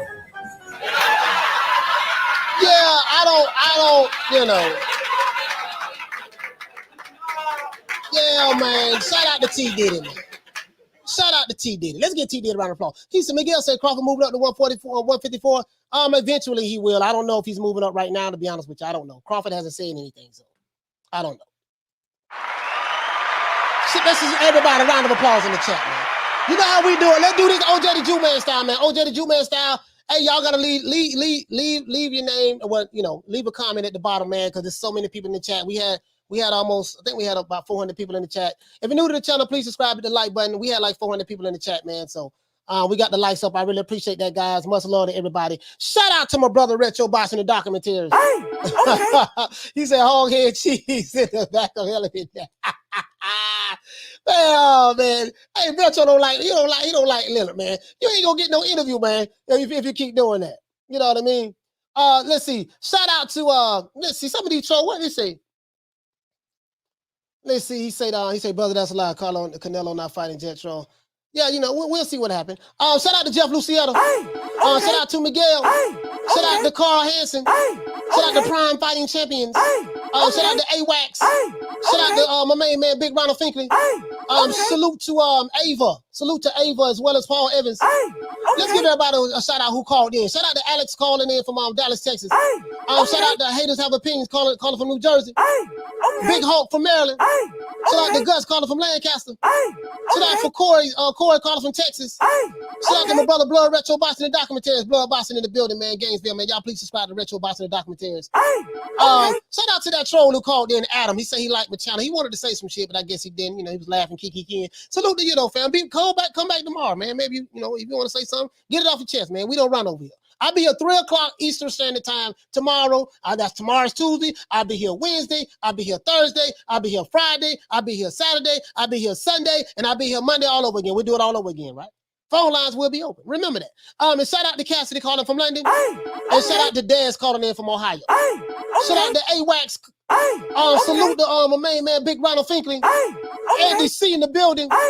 Salute to the Queen Arlette. Shout out to the Queen's Nick Rich. Shout out to the Queen Bless 365. Deborah Booker as well. Shout out to the Queen Lil Green Eyes P. Salute to the Queen Lisa Bales. Shout out to Wicked Intel. Oh yeah, shout out to the Queen Miss Sexy. Shout out to Mad Dog H. Salute to Miss Fit. The Queen Miss Fit. Shout out to Mad Dog H once again. Shout out to Carl Hansen. What's going on, fam? Alonzo Amazing. What the lick read, baby? Wayne Love Peacock. What's happening, bro? Shout out to that hog, egg, and cheese sandwich I used to eat back in the day when I was eating that swine. Shout out to Knockdown 305. Shout out to the whole Sunshine State, better known as the Gunshine State. Shout out to them boys over there in Texas, man. Y'all got to stop being so emotional, man. It ain't like that. You see what I'm saying? Listen, I get it. I understand. But let's keep it real now. Everybody in your state don't get along with each other. So if I pick a fighter that's from your state that I criticize, doesn't mean I don't like the state. That's foolish. I love Texas. You know what I mean? I'm just criticizing that one particular fighter based on what he's showing me in the boxing ring or what he's not showing me in the boxing ring. Shout out to Derek Curry. Shout out to all of my detractors and the trolls. Shout out to Reese Mack, the Miggity Mac Daddy. Shout out to Jay Styles, Snapper Reaper. Let's see, Two Matador. Let's see, Aztec Heart. Shout out to my main man Diallo Huggy Bear. Shout out to Mr. Boogie Man. Let's see, shout out to Jeff Luciano. Shout out to Knockdown 305. Shout out to Danny. Shout out to Bad Brad. Let's see, shout out to Andy C. Shout out to Punch Perfect Boxing, and shout out to Rob Rib Shows. Shout out to my brother Charlo in the building. Shout out to who else we got in the building, man? Easy Designs, the Wolf of Cards. It is what it is, man. And I think that's it. Let's see. I think I got everybody. Let's just go down to the bottom. Shout out to Shucky Ducky Quack Quack. Let's see. And shout out to anybody who eating a good sandwich right now. Sandwich, S-A-M-I-C-H, Sam Mitch. You know what I mean? Yeah, shout out to anybody who's eating a good sandwich right now, man. Let's see, man. Shout out to, who else we got in the building, man? Shout out to Big J in the building. Shout out to, let's see, Miguel Charlo. What's going on, fam? Let's see, Point Blank Range. And shout out to who else we got in the building, man? I think I got everybody, man. Shout out to Jerry E. Daniel Rios. Bernard Burton. What's going on, fam? The Wolf of Cards. Let's see, Thomas Jones, King K.O., Stephen 47, Prime Fighting Champions.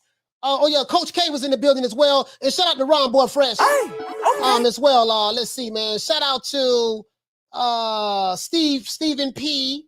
Shout out to Jay Styles.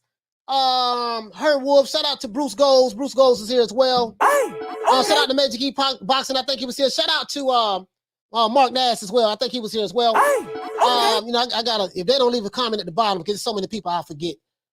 It's hard to remember 400 people. Shout out to Two Matador. Shout out to KG. Shout out to Christian. Shout out to Christian Gutierrez. Shout out to Robin Colin. Shout out to RJ or Roberto Colin. Sorry about that. Shout out to RJ. Shout out to who else we have, guys? Andy C, A Wax, King K.O., Derek Curry, KB, Gambit with the Lick Reed, Pablo. What's going on, fam? Miguel Ramos, Derek Curry, Big Gize, Jeff Lucietta. I think I'm saying some of the same names. Thomas Jones, Thomas Cruz, G-Man. What's going on, G-Man? Southpaw Kill in the building. Soul Brother Sigma with the Lick Reed. Shout out to the Queen, Deborah Booker as well. Let's see, KB, Stephen 47, Knockdown 305, born and raised in the county of Dade.